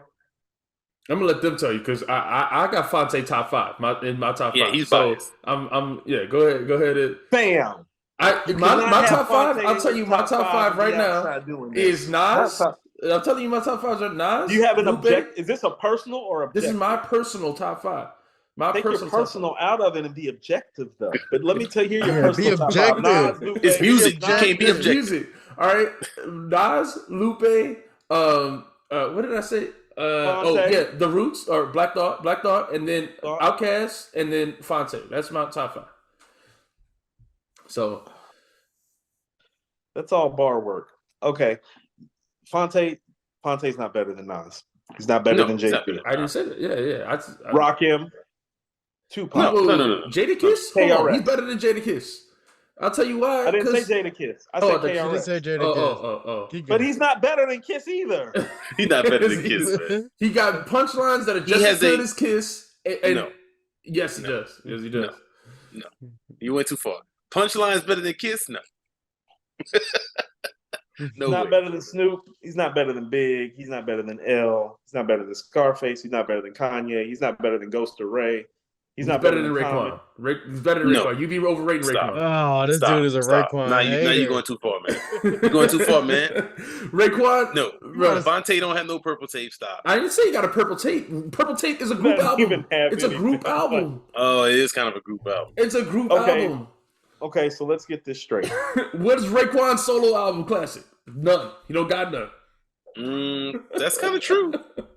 I mean, first of all, he comes from a collective, and neither does Phonte. That's why I keep trying to tell you. You keep talking about Ray not having these Charity Starts at Home is classic. No, it's listen, not. I don't know. This is what I'm trying to tell you. This is what I'm trying to tell you, fam. This is what I mean about charisma. This is what I mean about moments. Raekwon don't got charisma. No. Name one Phonte verse that's known in hip hop lexicon the way Ray's verse on Cream is known. Okay, so they're different stop eras. Talking to me about that. That's what I'm talking about. Charisma different matters, eras. Voice matters. Execution matters. Why you don't have no Cream level verse? You can't better. One came out in '94. You talking about somebody that came out in 03 with no major label push compared to a member of the Wu-Tang Clan. Like that's marketing different. Wu-Tang had major label push, guys. I don't know if you know this. They sold Protect Your Neck. They sold Protect Your Neck out the trunk of their car the summer before, and so they didn't have a deal. But we talking about the era. The Loud Records doesn't even exist anymore, guys. What I'm saying is the era, man. Like, look, these people that came out and did this. They got paid on the radio. Like our '90s artists. Cream was not getting paid on the radio, fam. They got Cream never got paid on the radio. Okay, y'all. When Cream came out, y'all know Cream was a slow burner. It took about 3 or 4 months for Cream to really hit radio. We made Cream, not the radio. We made Cream. Hip hop, right? Cream, Yes, hip hop when we had less, like when it was more of I'm not gonna say centralized, but it was way different than in the early 2000s. No, but what I'm saying is that here's where I do agree with Eminem. You better lose yourself in the moment. You own it. You better never let it go. You might wish you one shot to blow. You know what I'm saying? Those dudes have those moments because they approached it with a life or death, quite frankly, seriousness that the next generation of artists don't address it with. Not my problem that you can't break through, fam. Because here's what I'm not about to do. I'm not about to change the barometer, the level that I know exists, just because you came in the door and niggas like you. That's not how it goes. In order for him to be better than Ray, you need to provide some succinct evidence that I will believe that you can feed to that you can feed to the people. You can't feed that. You can't feed Phonte over Ray to the people. Not with the Cream verse. Not with Incarcerated Scarface. Phonte don't have nothing fucking with Incarcerated Scarface. We still if we talking about solo spot stuff, rushers, that is not competition. But if you gotta add group stuff, then I agree. I'm not saying Phonte's better than the Wu-Tang. I'm saying he's better than Raekwon. And this is where fam. This is where the guest appearances that have evidence of that. He's got the guest appearance. He's got not like Ray. He kills that song. What's the song with Torre? Clap it up. With Torre, Ray rhymes next to Nas and Prodigy and Schoolboy Q and Kanye. Phonte don't want to rap next to them dudes. Right, because it might. Such a Lupe argument. All right, let's let me go. It might. Phonte raps next to Black Thought. Dumb it down. Listen to what I'm about to say, because it might not go well. No, Phonte killed Doom on the mic. Phonte killed Royce on the mic. Torre, he killed Elzai on the mic. Come on, man. We got people who are better rappers. This is where we underrate. None of those guys are top 50. We underrate lyrics. Elzai is one of the top rappers. None of those guys are top 50. None of those guys you named that Phonte faded are top 50 rappers. We underrate. I've heard Raekwon out-rap Prodigy and Nas on records. I've heard him out-rap Method Man on record. Raekwon is not that much of a lyricist. Come on, man. We underrate lyricism. He's out-rapping Ghost on Ghost's first classic album. What are we talking Ghostface is way better than Raekwon. But here's the thing. We got Ghost's first classic album is classic because Ray's more classic and then Ghost is on there outside All I Got Is You. Go listen to Iron Man, fam. Ray is the best rapper.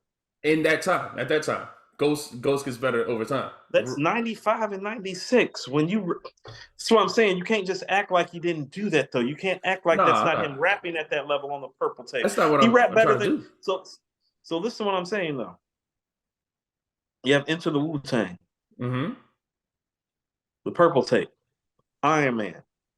Just those contributions exceed Phonte's career, fam. It's not about if you think he's better.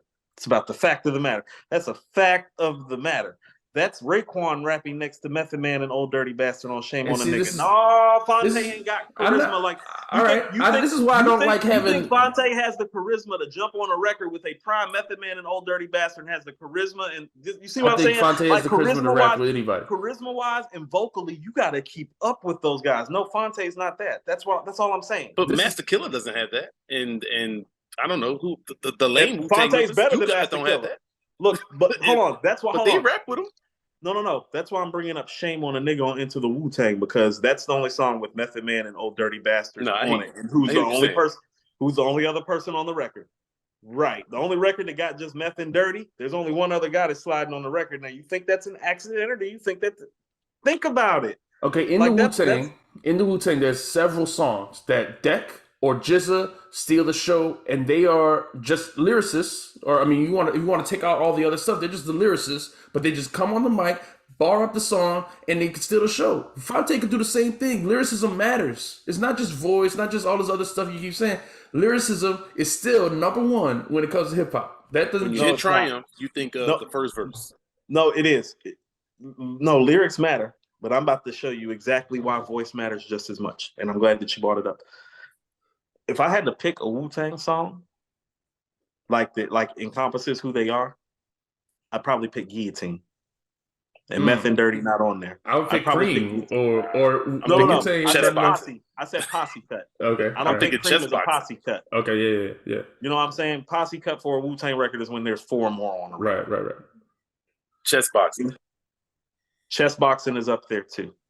I was thinking Fourth Chamber on Liquid Swords. But listen to what I'm saying, and this is exactly what I'm about to bring up when I say this. I love Liquid Swords. Yeah. I think lyrically, listen to what I'm saying. Lyrically, for me, I have it up there with Illmatic. Mm-hmm. Anything Rakim ever did, like it's prime like that to me. Prime Black Thought, Illadelph, Things Fall Apart Thought. No, Liquid Swords lyrically is like that. What's the most memorable moment on Liquid Swords, by the way, guys? I believe that's Method Man on Shadowbox.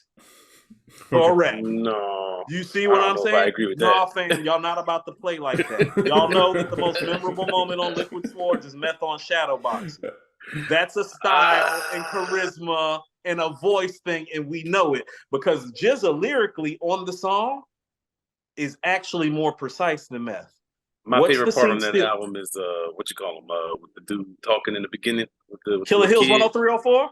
No, the what's the one with the little kid talking about the Shogun's Decapitator? Yeah, Liquid Swords. That's what I'm saying, and that's love Liquid Swords. I love that because that's my favorite part. No, and I dig that. I love me some Liquid Swords. That's one of my 3 or 4 favorite songs on there. But what I'm saying is that the moment that people remember from Liquid Swords is Shadowboxing. Yes, now, why do y'all think that is? But everyone loves Meth. Yes, everyone loves Meth. Hold on. Why does everybody love Meth? It's the voice. It's the personality. He's funny. He's funny. Listen, hold on. Personality. He's funny. Is that the same stuff I said about Phonte? And this is exactly what I'm trying to explain to you about how Phonte doesn't have it like that. Because listen to what I'm about to say. No, Method Man can go jump on one of the most lyrical albums ever made by one of the best lyricists who ever existed and totally steal the show with just his voice, his charisma, and his flow. And that's why those things matter just as much as lyrics. Because if lyrics mattered that much, Method Man wouldn't have been able to show up on Liquid Swords and stunt like that. We'd still be talking about Jizza's verse on Shadowboxing. But if his verse was trash, we would laugh at him. Nobody's walking around saying my style broke motherfucking backs like him for terror. But you know my steez got made into a whole fucking song by Gangstar. What are we doing? Tell me I'm wrong. Okay, no, that's Cream true. Made songs out of some lame stuff too. But Method Man has got the most personality. Like that's number one in personality right there. Let's preface this properly. What is You Know My Steez as a hip hop record too? It's great. Right. Stop playing with me. That's what I'm saying. But you went to number one. Bone gristle. We keep going to number one. We keep comparing Phonte. I mean, first of all, I don't think Phonte with meth, like number one in these certain categories. You call him top 5, so I'm giving you some real top 5. Okay, but he's saying he should be at the 25th spot on your Southern hip hop, and we haven't talked about a single Southern person in comparison. Not a single person of voice, not a single person with personality. The South. Who was your 25th person on the Southern rapper list? Who was the 25th person? I'm gonna be honest. Y'all really want to know the truth? That's not my list. That's Mike's list. Mike did that list. Okay. So whoever the 25th person is, like I think, want him to be 25. That's it. I want him to be. I want to be top 10. I want to be top 10. I realize y'all just put him top 10, please. I realize this too. Like y'all have to understand that Mike owns According to Hip Hop. So unless you see me put out a list and then see Mike post it, that's Mike's list. I thought y'all had both. Y'all both put out a list. Y'all both put out lists. But I mean, you had Phonte on yours, just lower than. Yeah. Okay, well that's good then. Why are you so mad at this man? No. You really got beef about Lupe. I very vividly. If I'm not mistaken, Phonte was like 21st on my list. Yeah. You had him. Yeah, you had him. There you go. So now let's move to Lupe because we've been talking about Phonte, and I appreciate it. Look, listen, I love talking about this stuff. So let's talk about Lupe. Because you got him losing to Game. This is a two-sided conversation. Oh, yeah. I had beef with this. Game is one of the trashiest rappers of all time. And Lupe is one of the greatest of all time. So, I think Lupe... I don't understand why y'all love Game so much. To me, the dude is completely unoriginal in every way. Wow. I've never heard him do anything that was special in any way. And 50 wrote his best album. 50 didn't write his best album. But everything he does is derivative. It's always, I saw this thing, I did this thing, Dr. Dre. I got with this girl, I said this thing with Dr. Dre. So you're saying he's too much following the leader going on? Is that what you feel like? Too much name dropping and following the leader? What is the thing that he does that is original? That he excels I've never seen it. What does he excel at? So I was remaking songs. Well, no, that's Puff. Just want to keep it real. I want to talk about what a nigga's good at. And that's what Puff is good for. I think Game, and I've said this before, first of all, and this could be some bias. Like, I moved to California when the documentary was coming out. Like, I can remember the How We Do It. This is How We Do video. It was probably in rotation for about a month when I moved to Cali. So I was in Cali for the whole documentary thing. I ain't never seen nothing like that in my life. Just, keeping it real with you guys. Like, I've never seen anything like that in terms of an artist getting played, support, love. The records were there.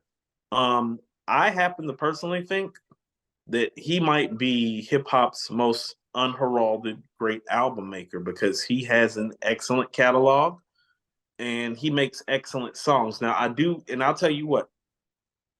Early on, my biggest problem with him was that if you put him on a record with somebody else who was just as notarized as him, that person would almost always have the...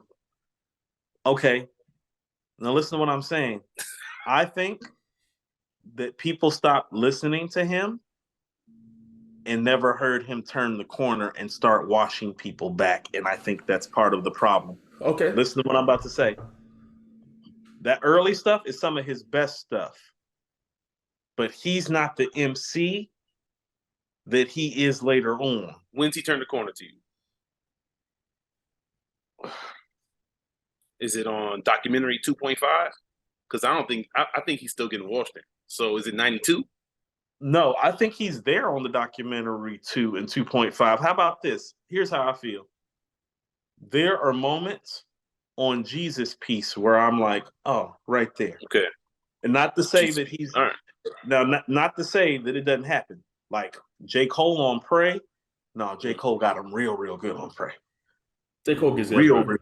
So real good. But then I go listen to something like Ali Boumaier with Chains and Ross. It's like, nah, he's right there. The record with Kendrick, nah, he right there. I thought Kendrick got it. But Chains and Ross are... I like Chains, but I don't think Ross is that great. I mean, I don't think Kendrick necessarily... This is what I'm saying. Kendrick doesn't do good features. for who everybody says Kendrick is, every time I hear Game next to Kendrick, he's right there with him. On Me on the documentary part 2, the joint on Jesus. So it's like, if y'all lauding Kendrick and this man We not trading lauding bars Kendrick. with. Yeah, Coop. I don't know if you've seen our videos, but number one video is talking about how overrated Kendrick is. Y'all already know who I am. We can have a conversation about that if you like. But what I'm saying is listen, for whatever you may think, for whatever I may think, there are some people out here that when he got placed between Nas and Jay-Z as the second greatest MC of all time, there were people walking around that were actually okay with that. Mm-hmm. Now, the fact that Game can rap next to somebody like Kendrick, no, he can rap like that. And that's really all I'm trying to stress is I think people look at the best stuff that he did. Like for me, his 2 best albums still arguably might be his first 2, which is the documentary and Doctor's Advocate. If you're going off of that MC, yes, that's not the MC I'm talking about. That's not the guy here turning the corner on Jesus Piece. That's definitely not the dude rapping on Dollar in a Dream with Ab Soul. That's not the dude riding that Primo track, the documentary 2. That's not the dude rhyming next to Nas on In the Ghetto. That's not the guy on Gang Bang Anyway with Schoolboy and J Rock. Nah. I still think all those MCs are better on those songs, but I'm biased against Game. Because so even if that's the case, and I do think he gets better. And I think he's rapping pretty well on 92. And I didn't love his most recent one, but I think there was one before that I liked. Mm-hmm. But Lupe came out the door doing way better than that. Yes. Okay. So this is what I mean. So listen to this. First of all, Lupe's best stuff to me is still arguably his first 2 albums. I'm not that big on I'm not that big on Food and Liquor like everybody else, but I respect it for the time and for how avant-garde it is. And I think you're the only one I've ever heard say it's not classic. I think that it's great. Hey, listen to what I'm about to say. You're gonna love this from me. My problem with Food and Liquor isn't Lupe. I don't love the production, dumb it down. I think Lupe's brilliant on Food and Liquor.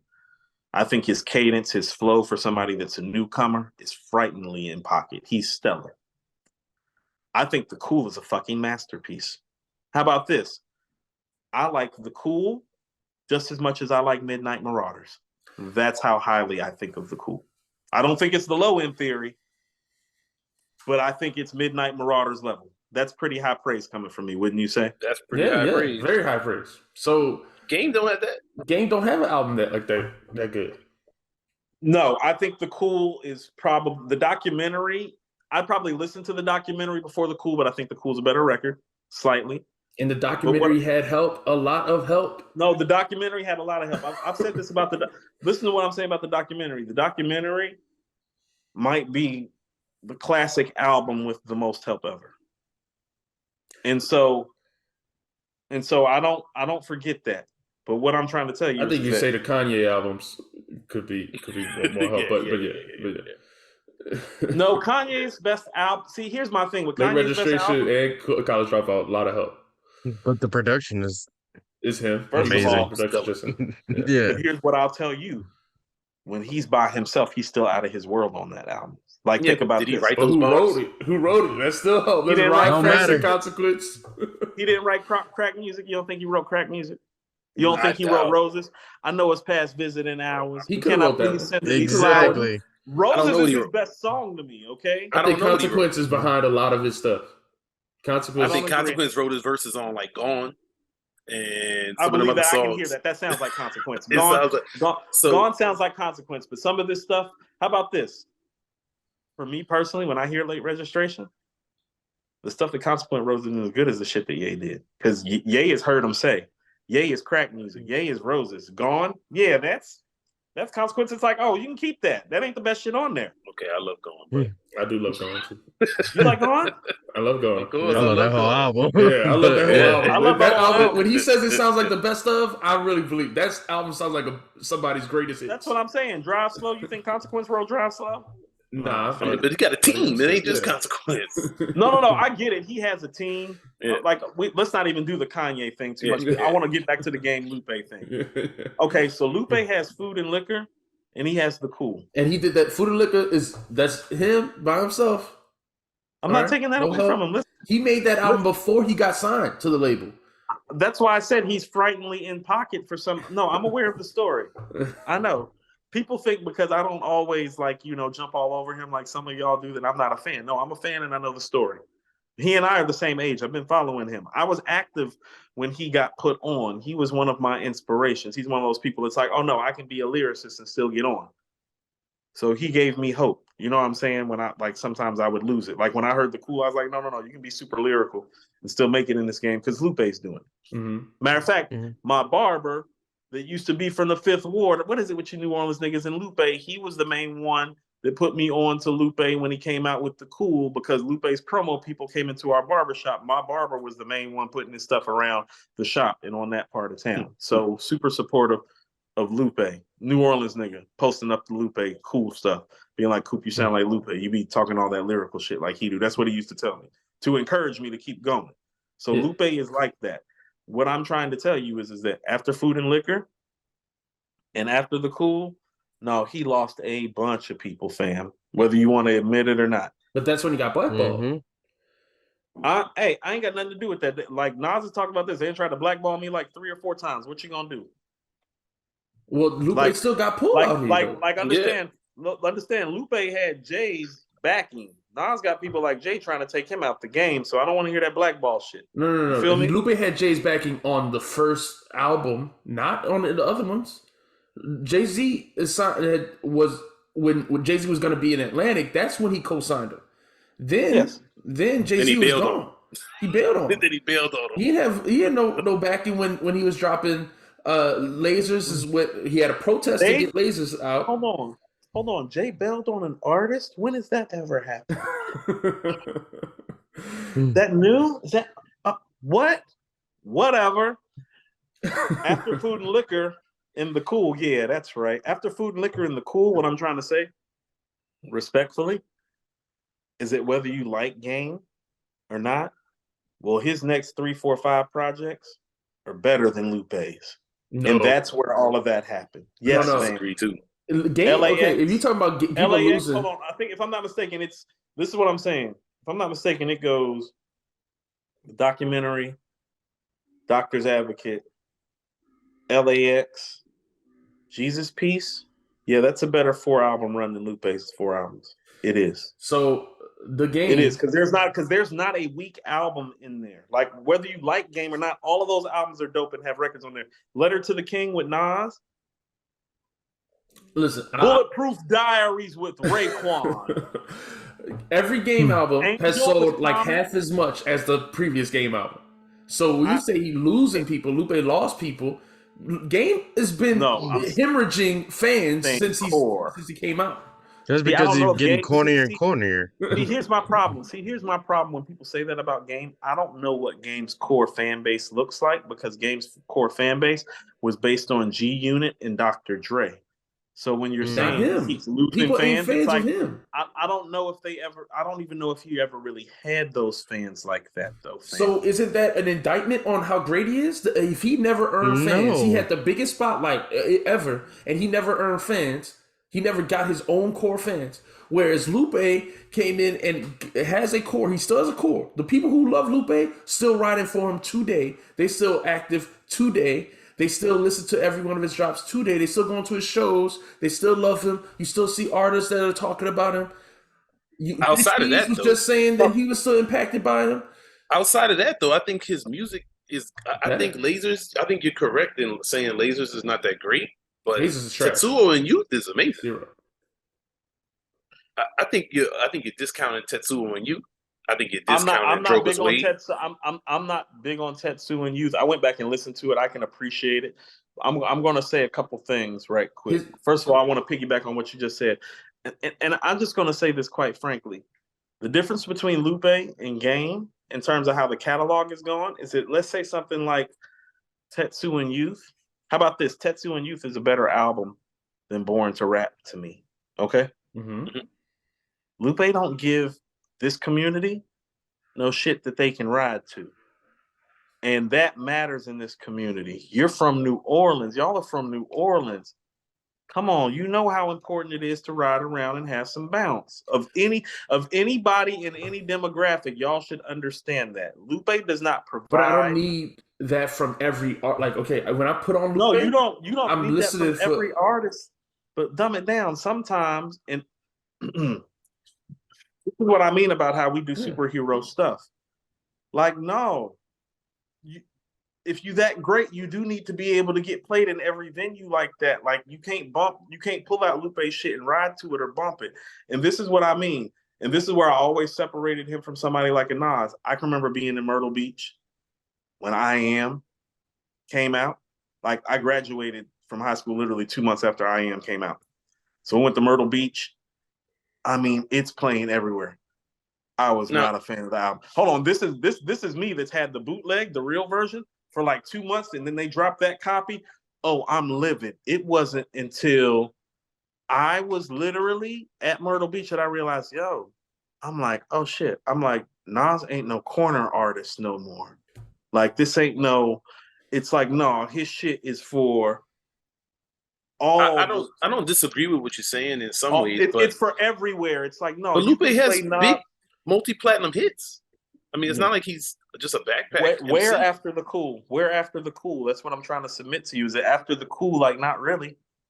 Okay, but Like isn't that? But he got blackballed. I mean, he not I'm on about to say, the. isn't that a record label Yeah. position? he What is he Game's also big stopped. hits? Hold on. He also stopped playing the game, and this is what I mean when I'm saying he stopped Yeah. playing the game. He stopped not about him not playing the game. He stopped making certain type of records that were like working, and I have no idea for the life of me. And here's what I'm saying: you want to make mural all you want. I think mural is one of the best things that I've ever heard lyrically. Okay, Mm-hmm. motherfucker, make Paris and Tokyo too, since I know you can do both. But I think he does Okay, that but he on does both of his last No, two he doesn't. albums. Not to the, All right. and listen to what I'm trying to tell y'all. Y'all as fans aren't accepting Precious the fact. Things is still a Listen, girl singing on it. listen and- to what I'm trying. I knew you were about to say. Listen to what I'm trying to explain to y'all though. Please listen to me. Yeah. It's not at the same level. Y'all keep trying to make it seem like it is. That's why I keep bringing up the cool. I know he makes records like that. I keep highlighting the cool because I keep trying to show you it's like, no. I know what you're capable of doing. Okay. I'm not about to give you a hall pass because you're getting more technical and intricate lyrically. But it's like, but no. what about the songs that because he does come out and Think the cool about is the great song because Dumb of It Down. Think yeah, about the what I'm song about to Dumb It say. Down. But listen, so conceptually, the songs on the cool are amazing, and then they have the lyrics that go with them. They're breathtaking. So, but I think he has that, especially on Droga's Way. This I is think what he I'm has trying to tell you. conceptual and lyric at the same time. This is what I'm trying to tell you. No, he has those things. He's not executing at the level that he executed at on the cool. And so for the casual fan, not to me, this is what I keep telling y'all. It's not me. To the casual fan, it looks like, oh, you ain't got it like that. And this is too wordy and too much for me because it's not as palatable as this is what I mean. I always dumb it down. I love your name is Dumb It Down because Dumb It Down is the record. How about this? The first time I ever thought I heard somebody on record do something Nas couldn't do was the record Dumb It Down. But That's when what I heard think. when Go I ahead. heard Alan Forever, I felt like that. Right. So when I heard Alan Forever on Droga's Wave, I was blown away. I thought this was a crazy concept, a song I never heard, and I didn't think it was executed in some kind of wordy way, where he does the whole rap about the boy that died, that drowned on the beach, and all this type of stuff. So, and then he has Janala Forever 2 songs later or something like that on that same album about a girl, and then what it's about, how he does it, Yes. how it's executed. So I think those songs are just as high at that level. Okay, on a technical level, you're absolutely right. I'm not. See, that's the part that I think we're having a small gap in our communication. Because what I'm trying to tell you is that no, the level that he's operating on, no, I can hear him. You could even argue that over time he's gotten better. What is it to get better if it doesn't resonate and connect with the audience, though? That's why so when I remember I was doing the show one time and I bought up the record Dumb It Down.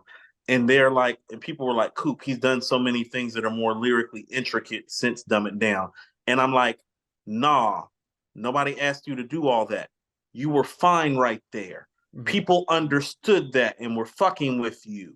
That's what I'm trying to say. When you in this sphere, when you go to some of the places that he takes it, you have to be prepared for people to not fuck with you on the same level. And for me, somebody who loves lyricists, I'm like, man, if you would just make the cool, you would be in not just in circles like this top 5, top 10. No, he's one of the people walking around that could be an undeniable, as in like the way Big and Pocket. No, he could be undeniable, but about some of the choices that he made and how the execution does not resonate the same. Even if the execution is there, it's not resonating the same. Like, this is what I mean. Sometimes you got to talk to people deep, but talk to them on the level that they understand. Like when he's talking about, and I'm earless, which means I'm mouthless. It's like, oh, no. He's talking about the senses. It gives people something to go off of, even if they don't understand it the first time. It's like, okay, boom. If you're a video game fan, you're like, oh, flying on a Pegasus, you flying on a Pegasus. I was like, oh, he's talking about the video, it's skateboard talk. It's like, no, you can hear his talk and who he is in there, even through all the intelligence. Yes. Sometimes, with all his intelligence and all his concepts, you lose who is this rapping to me? Like, who is this guy? That's all I'm saying. So so I agree partly with what you're saying. And this is what I wanted to talk about, because I do this, like, so my thing is, I'm not saying that Lupe got better technically. I'm saying that the things he did in the cool, I think he's still executing in the same way.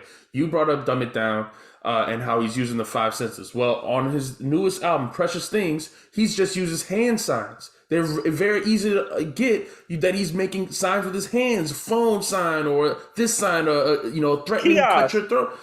Kiosk on Drill Music in Zion.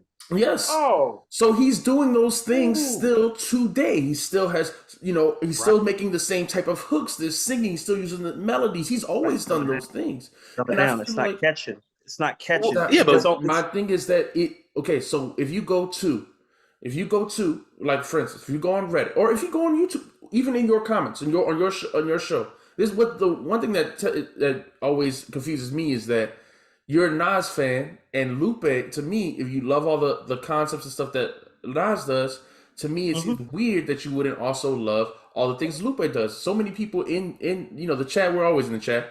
We love y'all show. You guys have a great community.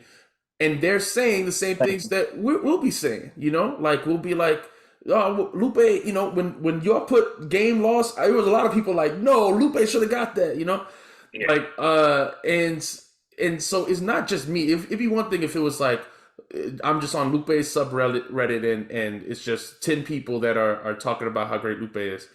I think I hear it. Is talking about. I see an era difference as well. Lupe is like Nas is talking about how great Lupe is. Jay Skis talked about how. Do you see a difference in the era where today, like Dumb It Down, the song had a video, like a Warner or whatever record label he was on pushed that song. Song is like that's not happening. No. But that's not happening. Now he's doing independent stuff. Like he's not doing no numbers. Like Nas didn't do no numbers. Like when y'all are saying though that he's made records like this is why I keep on bringing up the record Dumb It Down. Listen to how he's talking on the hook. Dumb it down. Dumb it down. Yeah, I heard Mean and Vicious, nigga. Yeah, make a song for the bitches, nigga. Yeah. No, like the label is hearing that. And they're buying into that because they're like, oh, he knows who he is and what he is, and he's executing that. We can sell that. But the story behind that song is actually the opposite. Somebody came into when he was recording the song and said, you need to dumb this song down. Yep, I've read the story. And then he made a new hook. The hook is him mocking the people in his label, telling them he needs to dumb it down. That's part and of not the just brilliance. That, but if nobody's buying it. But my thing is, if it's not getting tons of streams, isn't that a label and marketing thing, not a quality of music thing? Like, how much do you put on quality of music compared to label and marketing in today's environment? Because I feel like that's a huge deal. As far as, like I said, when Nas is not doing big numbers, as good as KD3 was, I'm never surprised when my other favorite artists like Gibbs or Lupe don't also do big numbers, because who's bigger than Nas? Who's greater than Nas? Nobody, in my opinion. So, that to me, that shows that, like, this era, the quality doesn't mean anything as far as sales and numbers. That's that's one of the stronger points. I'll tell you what, I think you all follow the show, so you know what a big Prince fan that I am. Mm-hmm. Prince went on Larry King one time with some of the similar sentiments. He's like, well, I'm an artist. He's like, and he wasn't trying to say like, I'm Prince, I'm the baddest motherfucker who ever lived. He's just trying to make it seem like, well, kind of made, controversy. 1999, Purple Rain, kind of like, like, not saying you should kiss the ring, just showing you who I am. And he spoke to the fact that he was like, now Purple Rain sells, 20 million records. He was like, I hand the record label Around the World in a Day, the follow up to Purple Rain. It sells like 2 million records. He's like, now, is that my fault? Or is that the marketing and the PR team not figuring out a way to push the quality of my product? And you're right, because here's the thing. People who are familiar with Prince's catalog and Around the World in a Day, it's a wonderful album. It's actually got some of his more insightful and better stuff. Parade's on there. Pop Life is on there. Raspberry Beret, which I think outside of like 1999, Little Red Corvette, and When Doves Cry might be his best radio hit. You feel what I'm saying? So there's shit on there. Raspberry Beret alone, and the fact that you just made Purple Rain should probably be enough to sell 5 million records in 1985. Mm-hmm. Yeah. Just that. It's like, you're Prince, you just made Purple Rain, Raspberry Beret is out. That's 5 mil. So is the record business at fault? Yes. Well, and the streaming just is not. It's just. It's so hold weird. on. Well, this is what I. Okay, so let's get to this right quick, because you're saying something that I agree with, and this is some of where I take issue with. Now, Lupe is a highly intelligent guy. He's teaching at MIT. He about to teach at Harvard. Now, he already knows what type of music that he's making, because the Dumb It Down record on The Cool is the evidence that he's not only intelligent and articulate, but also very, very aware of how this business works. Okay. Mm-hmm. So he knows who he is. So it has almost seemed like he has made it a point to be the antithesis to that. Yeah. Like, it's up right. And so hold on, that's not, listen to what I'm saying. The quality of your albums and your music is going to suffer because of that. Well, okay. Now, could the record company do a better job? Infinitely, because it's like, oh, well, if fucking Around the World in a Day ain't fucking selling, and that's fucking Warner Brothers, and that's Prince after Purple Rain, that should just let you know that any record label will fail you, and that's why I'm bringing up that conversation. Right. But he knew who he was before all of this. Right. So my thing is, okay, and that's fine. Like, And he I don't stuck his expect middle him to finger get, up. yeah, and I don't expect him to get Grammys or like those type of industry awards. We talking about you guys, according to hip hop, you guys not doing it for the payola, you know what I mean? So it's your lists are the ones of integrity. You just base it on the music, not about the funny stuff, the politics. So that's what we're talking about. I'm not mad when he doesn't win a Grammy. I don't care. Like, that's got nothing to do. Yeah, me neither. That's not the stuff that I'm mad at. Just sometimes for him, when I hear what he did on The Cool, I'm like, oh, I know you can do this. Yeah. I know you know how to play this game. I know you can play this game well. Listen to what I'm saying. I know you can play this game well, almost better than anybody else. And some of your legacy and your career and your stature relies on those things. And listen to what I'm about to say. And this is why I bring up the Nas thing. Say whatever you want to say. And I said it too. Oh, part of why Nas' stature where it is, like as a whole, Hate Me Now, If I Rule the World, Street Dreams, I Know I Can't Be What I Want. Yeah, all that shit right there. No. And Lupe has the same type of Nas has said it himself. Who's the person most like you? Mm-hmm. Boom. So I know what he has in him. And the fact that he is chosen not to do it is almost like a slap to his own legacy. It's like, it's not me trying to take down his legacy. He's hurt his own legacy with his choices. So I think he stood for his. Yeah, I think he stood for his beliefs. Now, did you hear? And that's cool, but you're gonna end up being 30th. No, but you're gonna end up being 30th on the list that you should probably be like 7 or 8 on. Okay, but you're talking about we're talking about Game as if the Game is selling records. Like it's. So the Game ain't selling records like that, but the Game has a following and a core following that doesn't fail him. And the Lupe has a bigger following. If we looked up that the Game stay relevant albums this year, the past year, their past 2 albums, I bet they sold the same amount. Listen to what I'm saying. No way. What do you mean? No way. All right. I'll look it up. Right. Look it up. I'm gonna look it up. Even if it's comparable, that's okay. I was just saying this. Not all 27 points per game in the NBA are created equal. You know what I'm saying? Nice. Right. So Lupe okay, is barring the track up on an infinite level, and Game is copying other people. Game tried to put 30 songs on his album so that he could gain the numbers. He got every big artist on his album so he could gain the numbers. He used every sample in the world so he could gain the numbers. He remade every song in the world so he could gain the numbers, and still got washed. Still didn't sell nothing. That's a negative. So let me He tell you tried to something. Eminem diss for This attention. is what I mean. He tried to get attention with an Eminem diss, and it failed. It's all about how you want to gauge the 5 million. See, here's what I'm saying. So the Game sells 5 million for the documentary. That's behind G everybody and 50 Cent on 50 Cent's right. And everybody's like, no, listen to what you just said. This is what I mean about how we pick and choose even our superheroes, and y'all kind of did it too. Because listen to what I'm about to tell y'all. No, he never did 5 million again, and neither did Jay-Z. But nobody said a fucking word. Now, did they? We hated on Jay-Z. We hated on Jay-Z. No, listen. We had 3 videos. What I'm saying is Volume 2 did 5 million. You understand that man never did 5 million after 1998, but everybody still acted like that man was God, like he was king, like he was a bestseller. He was getting outsold by Ja Rule, by Nelly, by Eminem, by Ludacris, by Yin Yang Twins. No, he was getting outsold by all types of cats. But we treated that 5 mil like it was stellar and never said a word about his sales subsiding. And quite frankly, if you'll go back and listen, the music was kind of subsiding too until the Blueprint and the Black Album. And we didn't say anything. So we can't sit up there and pull up on Game and be like, oh, well, he didn't sell 5 million records again. It's like, shit, neither did Jay. Okay, well, Lupe got a platinum album. And so, but we talk about him like he's still an underground cat. No, he's not under. See, when I'm talking about Lupe, I'm not even talking about the numbers of the sales. I'm talking about you making the project or the projects that reference and are going to notarize where you really belong. You didn't like Droga's Wave? You didn't think the songs about the slaves and the songs about these people that's been enslaved across the planet? Awesome. Wave Files. Yes, I'm a big fan of Wave. This is what I'm saying. See, that's my personally like Droga's Wave. Don't love it. I fuck with drill music in Zion because I feel like for him, I know what you're doing.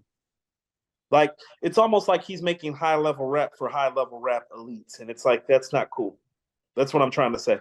He's making high-level rap for high-level. No, he's making elitist rap songs, guys. Like you just gotta y'all gotta kind of come to grips and accept that. He's making elitist. He's making elitist rap songs. Like he's not. This is what I'm saying. He's not trying to get people to gravitate to him. He's not making no fun or no legit or no reminisce. He's intentionally making these high-level records, and it's like, why would you just intentionally keep on doing this? You're not helping your legacy. What is the Wave Files part? Like, as much as you love Wave Files, as much as I love Wave Files, that's not helping his legacy at this point. But that's a pro-black song. Because we already know that he can do that.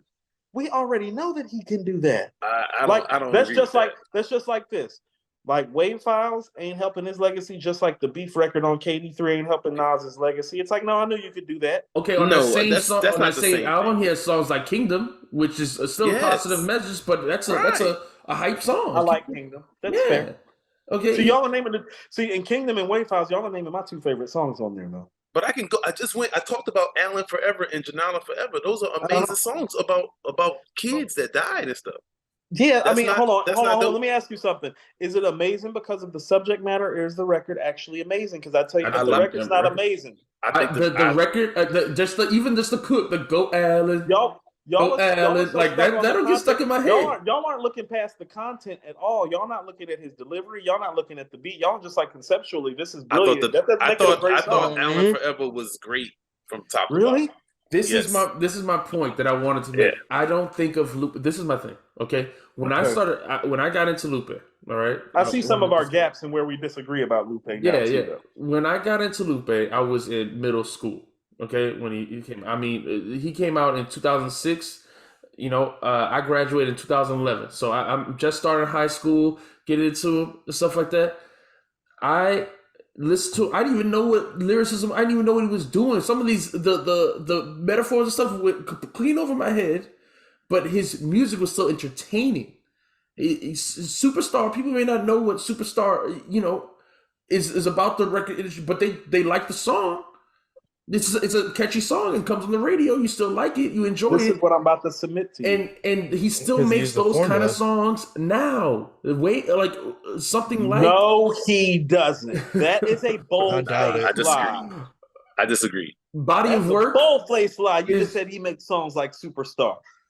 That's a lie. Dumb it down. He does not make He's records con- like. He He's still specifically got does that not same make dude. Paris.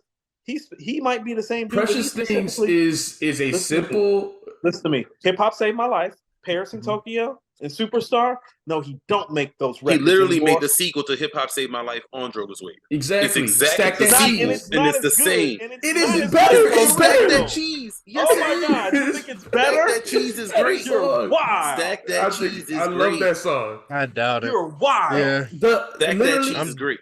Let me tell you something. Dumb it down. Let me submit something to you. the Stack That Cheese hook gets stuck in my head all the time. If I hear it, Oh, I'm gonna be singing it all day. That's Listen. not the point. But is no, the point is okay. Again, not lyricism. It's not about lyricism. listen to what I'm saying. I just hear the Listen to what hook. you- It's entertaining look. and gets stuck in my head. Look. Listen to what I'm saying. You just brought it up yourself.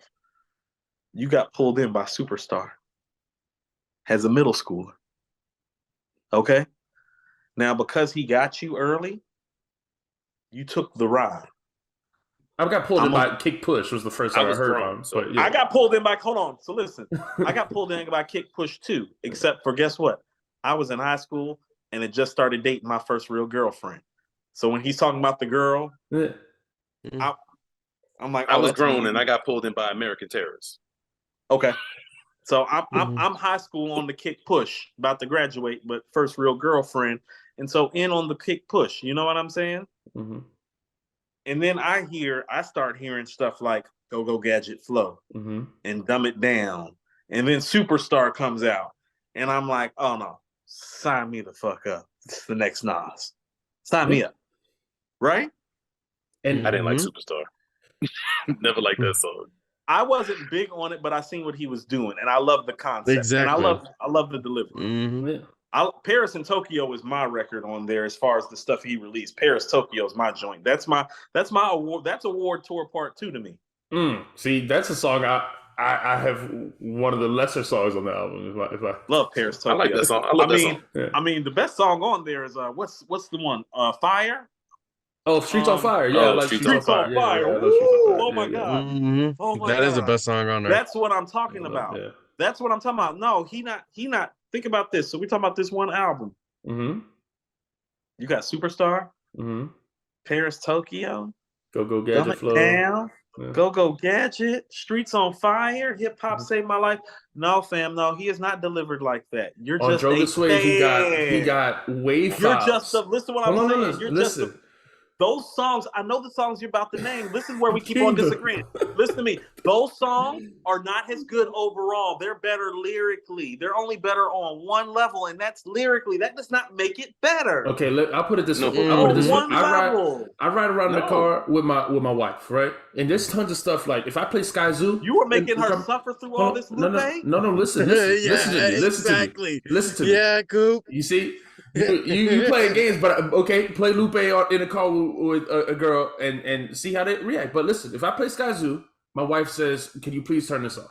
And I love Sky Zoo. All right, I love. Lupe's better than Sky Zoo. I love Sky Zoo too, but Lupe is, that's not. Okay, all right. So my point is that's what you make him sound like. Like Lupe is making just rapidy rap, boom bap type stuff. That's not what he's making. He's making. It's not boom bap. But listen to the what you call 'em. You talking about people singing on the choruses, but on Droga's Wave we got Holly Selassie, I like Holly Selassie. we got Sun God Sam, That's a great song. we got Cripple. Cripple is all the bars you're talking about. I like Cripple. But Cripple is a good. Okay, so cool. So Stack That Cheese, Mm-hmm. Kingdom. These are It's all not like singing. These are all singing choruses. No, these these all are these songs could be on the all radio. records. These songs will be on the radio. Records, and listen to what I'm saying. These records aren't bad. They can These be records on are the good radio. records. I've actually went back when I told you I did my Lupe catalog dive. I was like, "Hey y'all, I'm sorry, I underrated Droga's Way and Tetsu and Youth." I went and actually said that. I was like, "Been a while since I listened to them. Underrated them." Listen to what I'm trying to tell y'all. It doesn't hit the same. It just doesn't. It's not resonating. You're talking, and this is what I have to understand. And I learned this through the whole plug talk with the whole Nas thing is that no. You talking like a core fan that knows any and everything about it. And you got to step back sometime and look at what the people see. And here's what I'll tell you. This is what I'm saying. Sometimes your album needs a record or two that brings in the person that's not listening to you. We just talked about Currency and Jermaine Dupri, right? Mm-hmm. Listen to what I'm saying. I played Streets on Fire for my daughter for the first time about 2 weeks ago. She didn't even know it was Lupe. She's like, that's Lupe?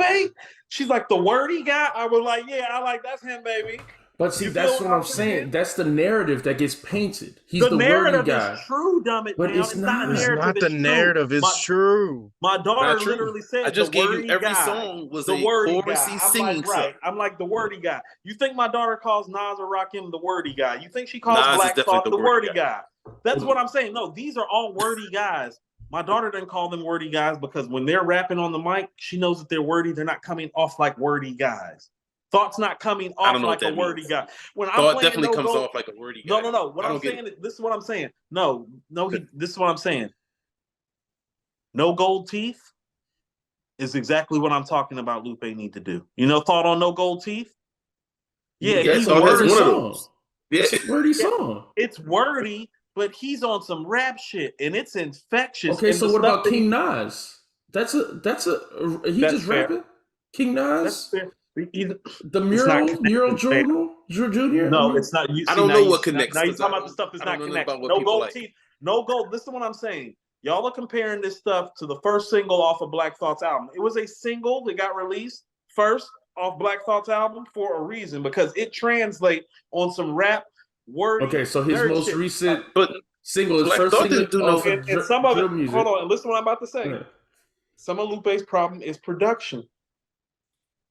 See, I mean, Production's the issue. I like Production soundtracks issue. production, and he said before that that's who he's going to work with. That's his guy. He's not moving. So I mean that's fine. All that loyalty shit will get you killed out here. now that's who produced the Cool too. Hold on, that's who produced the Cool too. Okay, so I mean, Right. And Hold he's on, stuck listen in what that I'm saying. sound. He produced the Cool. What year was that? 2007. Exactly. Now you want, hold on. Now Hip Hop Is Dead came out in 2007. You want Nas to go get tracks from all those guys again? That He could use a wasn't Kanye good. track. Those two albums are not the same quality. he could use a Kanye Thank track. you. And the Kanye track ain't no good. I think he should mix it up and get off of Hit Boy. So, me personally, Look. Here's a We need can to talk get- about need to that. call We can talk up about that some other time, because it's like when you're saying mix it up and get off the Hit Boy. It's like, well, Hit Boy making him a different beat every time. well, Like, how about Hit Boy this? is Lupe- Hit Boy is how not a about top this? 5 producer. When I listen, how about this? When I'm listening to what Hit Boy just did for Nas, I'm like, will you please go work with Lupe? Go work with Black Thought. Go work with all these super lyrical motherfuckers. Because that shit, no, you need a No Gold Teeth. What does What's that the do for second you if single? you're doing the same You need numbers? You need an Aquamarine. So What does that do for you what if you're doing is- the same numbers? What's the difference? What do you How mean do the same know? number? How do you know? every Well, What I'm saying is, song- if Nas ain't doing big numbers with Hit Boy, then why I gotta go get with Hit Boy? If he chooses Nas just not won to a do that. Grammy with Hit Boy. Did he not? he won a Grammy. Who cares about Grammys, B? Lupe has a Grammy too. Care about Lupe has a Grammy. Grammy Nas too. just had his whole career resurrected with Hit Boy. No, he didn't. Everybody's Nas' giving- career never went nowhere.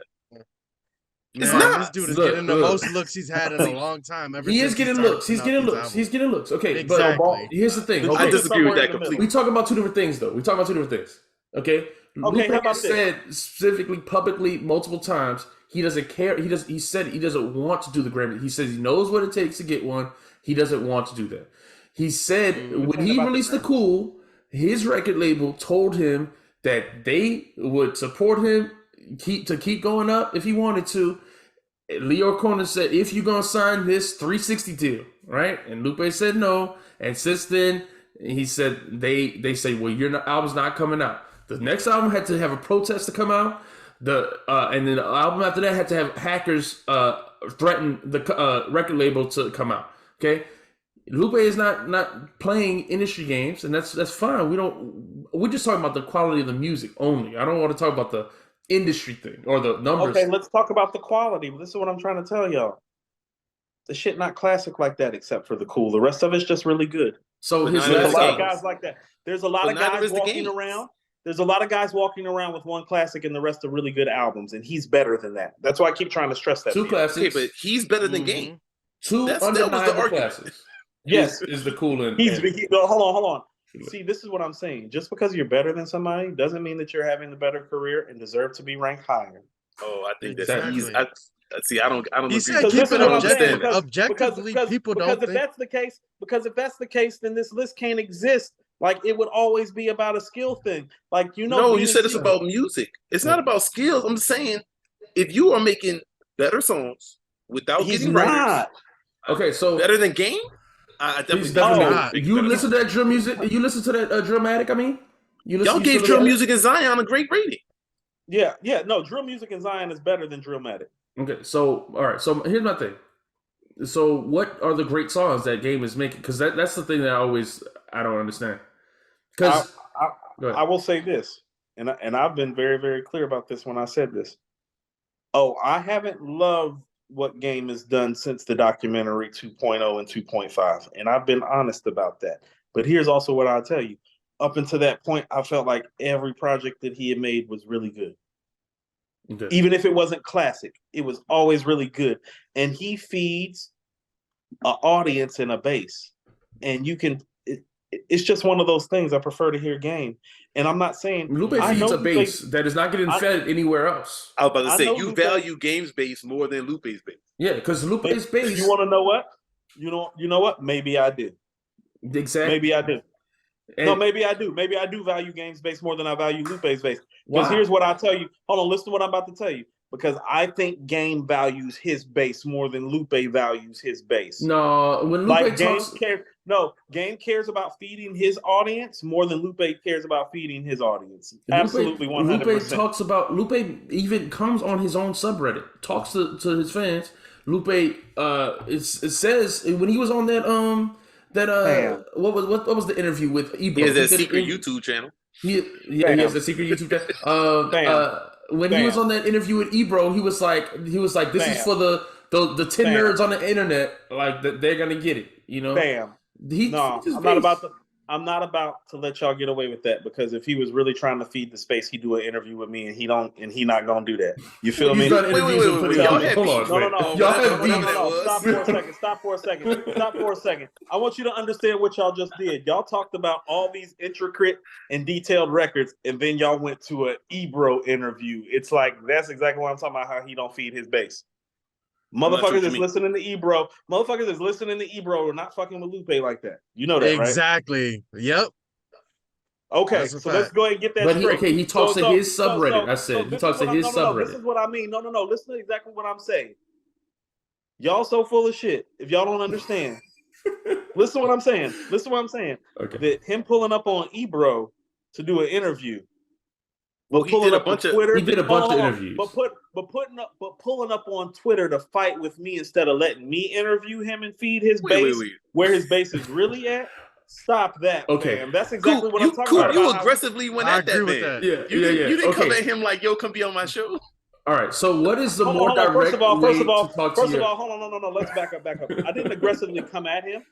I told him that I didn't understand why a black man from the west side of Chicago would pick a white guy from the 1500s as his greatest author when Toni Morrison, who is one generation removed from him and literally one state over in Ohio. Questioning somebody's blackness is not aggression. I just asked him, no. All I did was ask him to clarify it, because he's quick to bring up his blackness. He's quick to bring up his ties to his blackness. Is he not? On record, does he not talk about his blackness? Of course. Does he not talk about his history with his blackness and his family's history with his blackness? And then this righteous black brother pulls up and says, Shakespeare's the final boss. And I'm thinking, yo, black ass just said that? It's like, well, explain to me why Shakespeare should be the final boss and not Toni Morrison. And the nigga got in his feelings because I checked him about some shit that he knew was real. I don't want to get derailed with this. No. I want y'all to back up. Does he not consistently pitch black archetypes and motifs? Yes. He's his whole album about slaves and jumping off the boat and sinking slave ships. He talks about slavery, the mistreatment of blacks. He talks about the slavery in the industry. And then for all this pro-blackness, for all this black rhetoric, you want to sit up there and tell my well-read black ass that Shakespeare's your GOAT? All this pretty dope. Shakespeare not. This guy's an English teacher. Wait. So okay. First of all, all respect to you, my guy Andrew, who I do the Mirror Music podcast with. Andrew's an English teacher too, and he thinks Toni Morrison's the GOAT. I love Shakespeare, dog. No, that ain't what I. No. I love Shakespeare. The Tempest and Hamlet is upstairs on my bookshelf. See, people think because I say something, I don't fuck with Shakespeare. Yeah, but I never said I don't fuck with Shakespeare. But I like these things more than. I mean, not every Toni Morrison book is. I haven't read them all, but I love Shakespeare. Shakespeare. All Shakespeare stuff. I probably would say maybe, but doubtful because I haven't read all them sonnets. Right, the sonnets are something else. There's 83 sonnets, if memory serves. 83 sonnets, 82 or 83. I think I read almost all the plays. I've read almost all the plays too. Yeah. Listen to what I'm saying. Like for me, plays. Go ahead. I mean, okay, this was the first thing that I brought up to him, and this is what I mean. When you want to be a black man and work in a black business and kick these black motifs, and then pick a white guy as your best, you need to make sure that white guy didn't steal from everybody. You know, most of them stories, plays, are stolen from Greek and Italian and Roman culture. He didn't write most of those. Shakespeare has plenty of plagiarism allegations. I've heard the plagiarism allegations. That's what. No, ain't no allegations. I got evidence. I do my research. I'm an English guy. Okay, I never seen like Romulus and Julius precedes Romeo and Juliet by like 14, 15 years. He stole most of these plays. Okay, he stole the writing in the plays, or he stole the no. So listen to what I'm saying. He readapted and used his own jargon and literature. And sounds like Game. You don't hold that against Game. Sounds like Game. Huh? Hold on. Right. Hold on. Listen, that's exactly what I'm about to say. But y'all are sitting up here saying Game ain't like that. So how is Shakespeare like that? Okay, but this answer is my question. Getting If derailed. Game ain't like that, how is Shakespeare like that? I don't care about Shakespeare. I don't want to argue this even Shakespeare stuff either. But nobody cares about Game like that. He ain't on no level where nobody cares about him. Nobody don't care about his music in 100 years.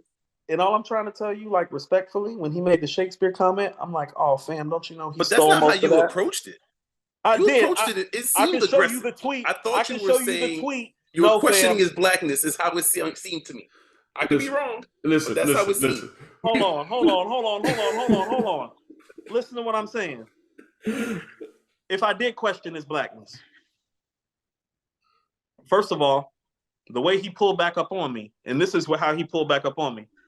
I think that you think you're smarter than me. Now, what type of hoe ass shit is that to say? That's how he came back. You know, that's the first thing he said to me. No. Okay. He didn't say hey. He didn't say hi. He pulled up on some hoe shit. That was after the Chapter debate. I got the tweet say, fam, I had your man deleting tweets. I still got the deleted tweets because I got him in his feelings. Okay. Don't tell me this. Okay, don't tell me this. Y'all are giving him too much credit. Listen, this is yes, not. You are. Y'all are giving him too much credit as an MC. Y'all are giving his catalog too much credit. Y'all are giving his blackness too much credit. He ain't as pro-black as you think. That's why he teaching at MIT, not Howard. Okay.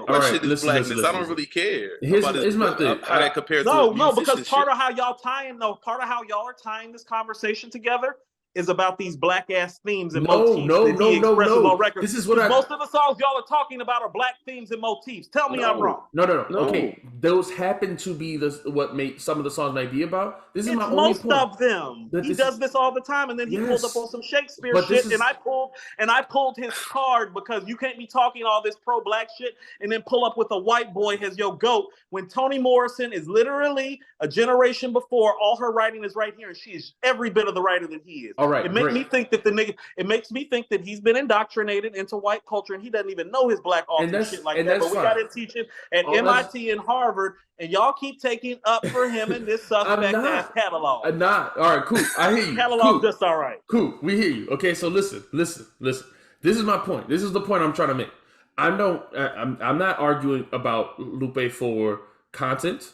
I'm not arguing about Lupe for lyrics. I'm not arguing about any. All I'm saying is that his songs are more entertaining than games. You're talking about discography.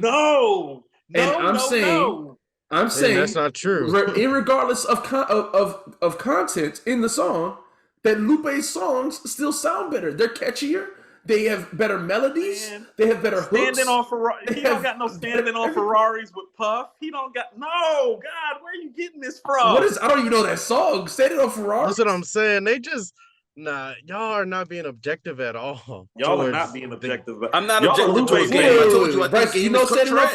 I think Game is trash. Yes, it's awesome. I think Game is trash. Okay, all right. Garbage. I would never turn his music on if I didn't have to. How does it go, Bryson? How does it go?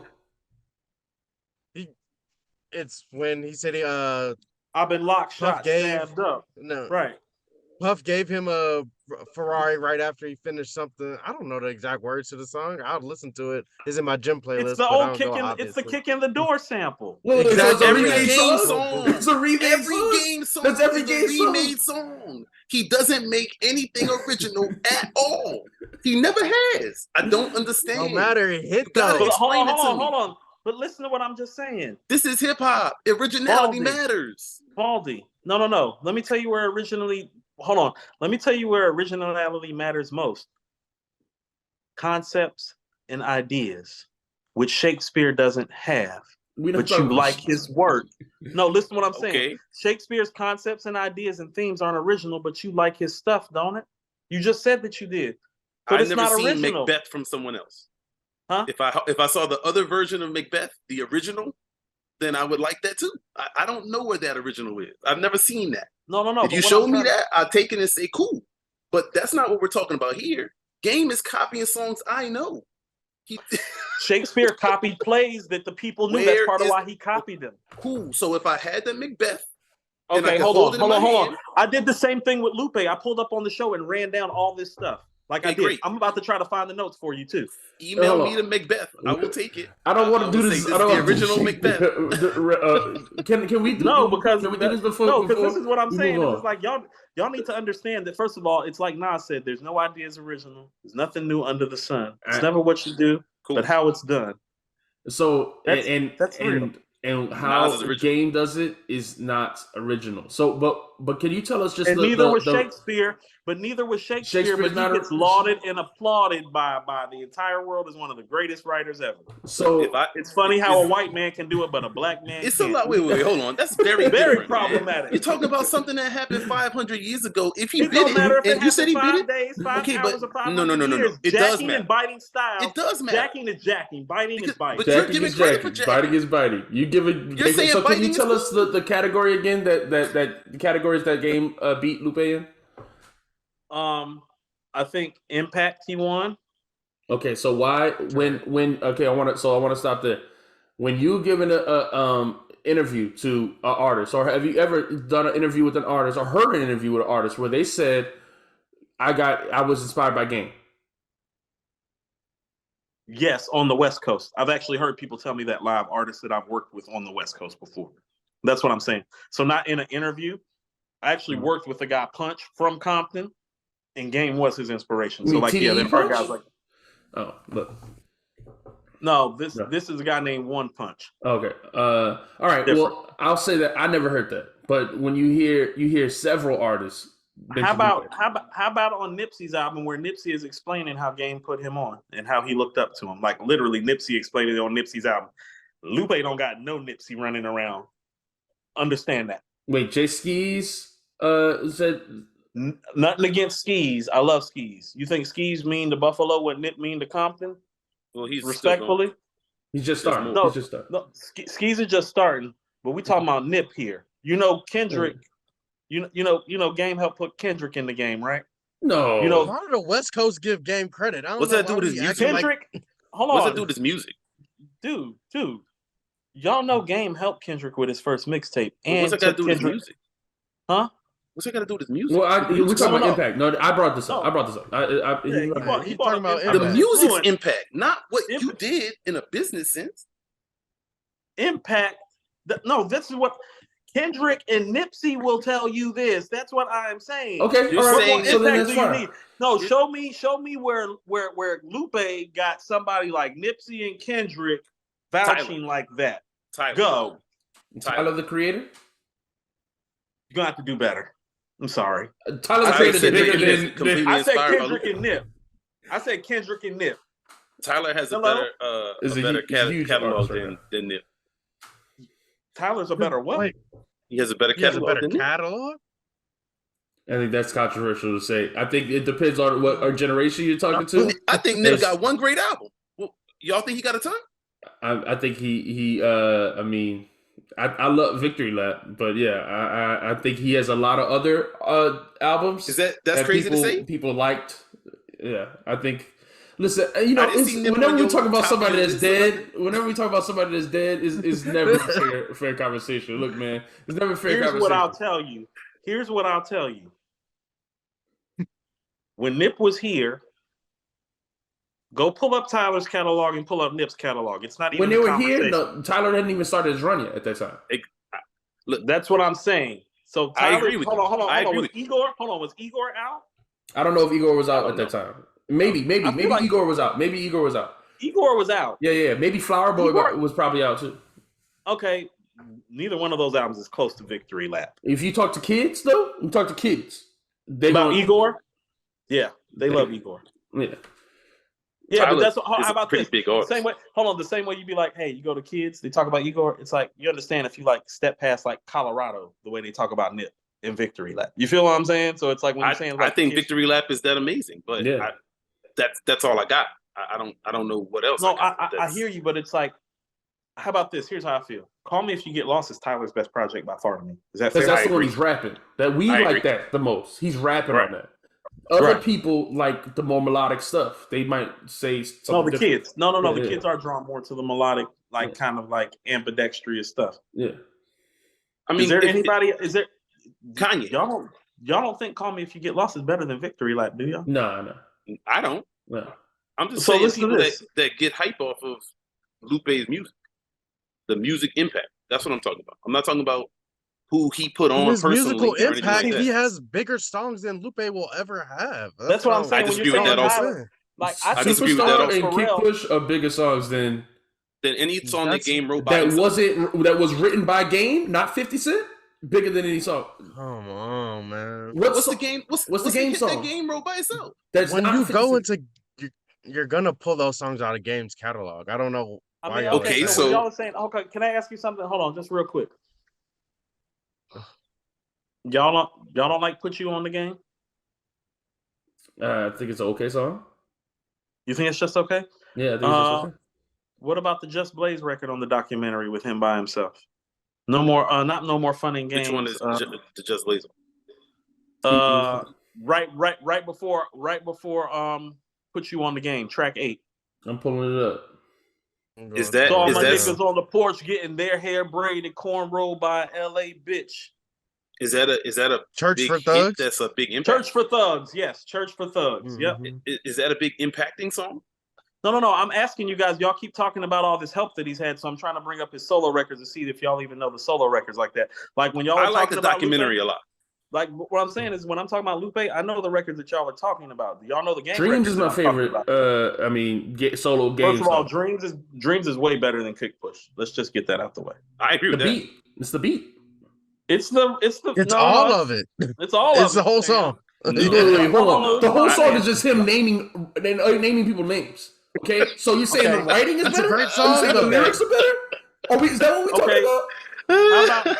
Hold on. Listen to what I'm saying. So Church for Thugs is a solo record. Put You on the Game solo record. Dreams is a solo record. What about Don't Worry with Mary J. Blige? That's a good song. But are we Like- talking about impact? Is that a huge No. impact in here? I'm trying to address the thing okay. that y'all Right, are trying to make it seem like Game don't make these great ass records by himself. And None I'm of just these wondering songs- what are y'all saying No, about I'll these be honest. records? No. None of these I songs said are songs Game that I doesn't have in my have playlist big, that I want to hear. impactful hits by himself. That's what I said. I'm Dreams. not saying his music. I'm not saying his music is lacking in quality. What I'm No, I saying, just gave you I do Dreams, think it though. sucks. Dreams is a big hit. Dreams That's is a big hit. Okay, All right, so that's it. But it's just him saying names the whole time. that's the one. No, what about One Blood? Oh, One Blood got is- popular. One Blood is good, But isn't that and what it was other good people because it had are? an 85 people remix. Yeah. Yeah. No, that's not Higher true. is That's what I'm great, saying. but You see what I'm Higher is saying? great. Hold on. Do you see how quick when I brought up One Blood, it had a fire remix? Stop trying to discount The Game remix every is time what he made makes a that dope- popular. It's not true, fam. I was in Okay. Cali. I'm trying That's to tell not you. That's what I'm true. saying. But I'm that's in in Cali. And that But that's beat like we is argued the about beat. Wayne and 50, Right.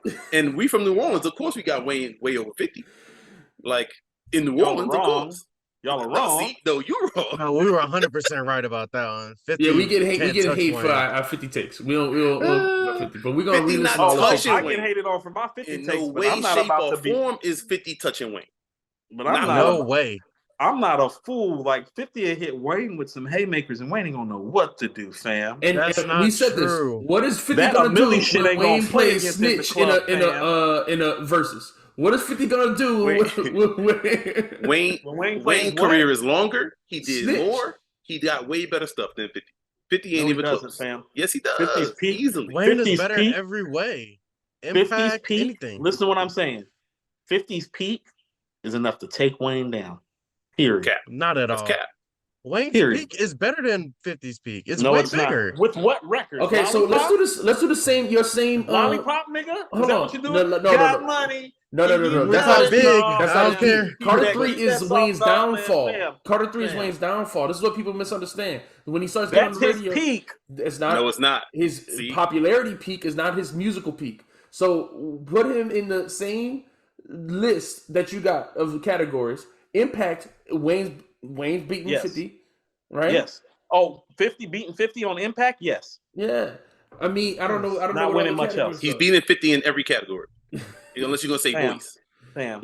I'm gonna say this respectfully, y'all. As somebody that thinks the Carter 2 is Wayne's best album. I think Carter 1 is his best album. I think it's the Carter 2, but whatever. Yeah. Listen to what I'm trying to say. Mhm. I don't think y'all realize what 50 did. Oh, 50 sold more records off one album than Wayne damn near sold in like. First of all, he outsold Wayne's whole career. Everything Wayne did before, with Eminem. he like With the outsold Dr. and Dre and doubled that. Eminem Hold co-sign. on. No, fam. Let me say, outsold and doubled that, and hold on, and made an album that Wayne can only pray to make still to this day. While y'all talking Cap. about that, That's cap. And you're talking Come about a on Dr. now. Dre and Eminem co-sign. Get Rich Like or that Die didn't- Trying is better than Eminem anything. is the reason he sold all them It's records. literally. I know y'all from New Orleans, fam. Get Rich or Die Trying is literally 10 steps ahead. Better That's why he than thanks the anything white Wayne boy ever for did. all his success. Because it's Eminem who gave him that big ass record. What Eminem. big ass record? In the Get club. Get Rich or Under Die Rock Hill. Trying. That's Eminem made that sale. Okay, see something that you guys don't know. Eminem helped pay for some of 50's first studio sessions. I'm before glad. the Aftermath. No, this is before Aftermath and Interscope, fam. I'm glad. So the white boy, When The he was white going on boy- MTV saying 50 is the future, go buy his album, and all these white people was like, oh my God, okay. And they ran and no, bought that's his not album. how it happened. That's not how it happened. That's not how it happened. No, He 50 wasn't on Cent is TRL the screaming 50 Cent. mixtapes. The mixtapes is how 50 got. So all them white people that went and bought 50 album was because of mixtape. No, they bought the album because of In the Club, fam. Because It's of like that. Eminem saying No. go buy the album, fam. No, Eminem's not Wayne on is In better the than Club, 50 fam. in every way. And the Eminem's not on Dr. In the Dre Club, fam. cosign. I'm sorry. Show me what singles off Get Rich or Die Trying that got released with Eminem on them. It's not. We're I'll wait. talking about the cosign. He was carrying him around with him. He was going to TRL with 50. You mean saying this guy is the guy? You mean like you're supposed to do with an artist when you sign them? So he promoted him properly, is what you're telling me. Yeah. No. Yeah, his I'm promotion. not taking anything away from him for having those cosigns, but I'm not. His promotion. I'm not. You still Why are y'all can't. talking? Hold on. Y'all are talking about the promotion aspect of it as if he didn't deliver a product that was superior to the promotion. That's what I'm saying. No, I don't think he did. I don't think so. I don't think that album's classic. First of all, you're nuts. What Up Gangsta is better than almost everything Wayne ever made in his life. See, bro, no, that's that's not crazy. true That's at silly. all. Wayne got better That's songs than not that when he true was a at all. child. He was a No, he child that doesn't. got better songs. No, he doesn't. Bro, he's No, he better doesn't. on songs with Juvenile as a 13, 14, 16-year-old. No, those records ain't like that, fam. That's what I'm trying to Run tell for you. it ain't like hating that? Run for it ain't like that? Back No. that. Run for No, it's not fucking with 50's 400 best Degrees shit. That's is what I'm way trying better to than say. Get Rich or Die Trying. No, it's not. 400 Degrees, yo, easily. No. Easily. It's That's not the even New Orleans close. in you, fam. It's How about all this? New Orleans in you, That's for like sure. me saying Southern Playalistic is better. That's like me saying Southern Playalistic is better than Get Rich or Die Trying. It To me is. personally, It but is. in reality, It is. no, It is. not in reality. Easily. Not in It is, reality. though. Not even close. It is though. No, in my It's so mind, much in better. my mind, it's not close to Southern Playalistic, It's but so in much reality, better. listen to what I'm saying.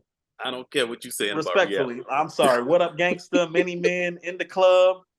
No, You named 3 fam. songs. Now, what about the trash? No, They fam. hits. That's how the album starts. That's how the album starts. I'm just And going what through about the the album and then starts. what about the skip tracks that's coming? Yeah. You didn't go Wait, through the you artist skip tracks. patiently There waiting. aren't You skip skip tracks. patiently waiting. You skip. If I can't do it, I didn't even bring up Patiently Waiting. I I left know. the M shit out on purpose. Yeah, You about because to it's skip some songs, trash. though. Those are skippy. Those The skip back songs. half of the album is skippable. It's not. Hold on. What Wayne got for Many Men?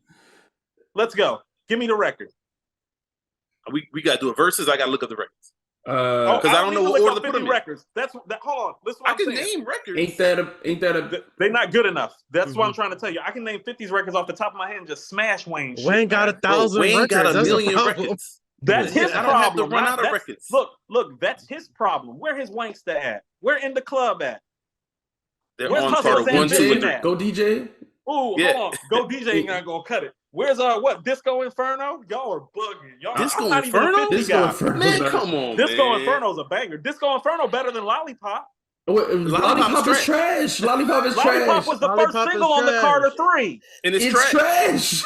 But y'all telling me this man better than 50. He is. Yes. I'm telling you, He both is. things are true. Off If we of go song for song, Wayne can easily wash 50. Easily. You want to know what?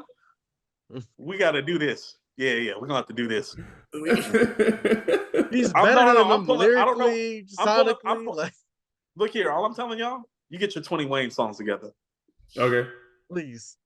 I'm gonna get my 2050 songs together. We're gonna pull back up and reconvene about this. I just want to squash all this. We just gonna let the record speak. Yeah. Matter of fact, we might do like a dual station. I might do a station head show and invite y'all on just so we can play the 50 records and stuff. Like we'll cross promote it. It can be like, Okay. you know, Can can we be do the that haters with ball, Game but and Lupe too? it can be that. Yeah, no, we can start doing whole battles. I will fight you niggas. We can do. How about this? I never thought I'd be saying this in my life. I don't believe I'm taking Game and 50 over Lupe and Wayne. Look at what you niggas done to my life. That's fine. I don't know how y'all I don't can know ride if the There's bars shit. over I here, don't get it. man. I feel boxed into a corner. I'd like to quote Leonard Washington. I hope all the bad things in life happen to you niggas. 'Cause y'all got me taking up for 50 and Game up in here over Lupe and Wayne. I don't know That's how we funny. got here. I'm gonna pick 20 Game records and 20 50 records, and we'll reconvene in like a month and we'll just like hash it out and we'll do a station head show and we'll let the people vote and like all that. For sure, All right, for cool. sure. Love it. We appreciate it, Coop. Yeah, it's Yeah. getting late, man. We appreciate it. You stayed with us a lot of time. Hey, you a real hater, man. You a real hater. real fun. Good hate. Great hate. No, I want to make sure we got all this stuff covered before I go. You niggas is wild. Yo, I love how y'all take it. When you said 400 degrees, I was like, these New Orleans niggas, I was like, here we go. It's like being on Campbellton Road in 2008 all over again. It's like here But go these Wayne New got Orleans 1,000 mixtapes, a million That- verses. Can I like, tell- We gonna come up with it. We gonna Can I tell y'all something? Part of why I say this, and listen to what I'm saying. You have to go through so much of Wayne's stuff, and you have to start questioning yourself. Well, is that song better than that song? Or is that song better than that song? Or is that song better? Because it's so much stuff. I don't have those issues with 50. It's like his cream is real easy to see and go And for then he and falls pull off. from. No, I'm not. Hey, listen, all time, I think Wayne's better. Overall, I think Wayne's better. But if you're just talking songs, like a versus format, no, I'm taking 50. Everything y'all saying about Wayne is solid. I'm saying, I'm telling you, I think 50's best 20 is better than Wayne's best 20. Yeah. And I'll give you like a football example. It's like, well, Jerry Rice had a better career than Randy Moss. But give me Randy Moss's best 4 or 5 years. No, You I'm feel still me? thinking Jerry Rice. No, Jerry Rice had a feel you. 2,000-yard season. I'm still thinking Jerry Rice. Jerry Rice had a 2,000-yard when season. they killed you across the middle, when you had to be scared. Yeah. How many Hall of Famers on that team again? About 11. Randy Moss didn't play with great players. Yeah. Like I said, how many Hall of Famers on Didn't he that play team with again? Tom Brady? One Hall of Famer. Yeah. So when you think of Randy Moss, you think of Vikings, though. Hold on. You want me to run down the Hall of Famers on Jerry Rice's 2,000-yard team? We can start on the defensive side with Charles Haley and Ronnie Lott, and you know what I'm saying? We can go to the offensive side. We can go. The Patriots defense had Hall of Famers on if you count defense. And Ty Law is the only one that's made it so far. Will Ford gonna make it. But Other people like gonna make it. How many Hall of Famers they got right now, though, fam? They got Ty Law and Tom Well, Brady. it's fairly and Randy Moss didn't play with Ty Law. That's what I'm trying to say. Like Randy Moss. Yeah, he didn't play with Tyler. Right. Tyler was So all I'm trying to say we is gotta argue another time, Coop. We can argue all night, man. I gotta go to work tomorrow. I gotta go to work too, nigga. Yeah. I gotta get up in 4 hours. I gotta go. I hate gotta get up. Hey. Appreciate you, Coop. No, I appreciate y'all. No, this was really fun. I had a great time. We got to do this again. For sure, man. Thanks for coming, man. Definitely. No, I appreciate y'all for having me, man. What time is it? It's 1 o'clock. I hate you niggas. It's 1 o'clock. I hate you niggas. Peace. Fuck out of here. Peace.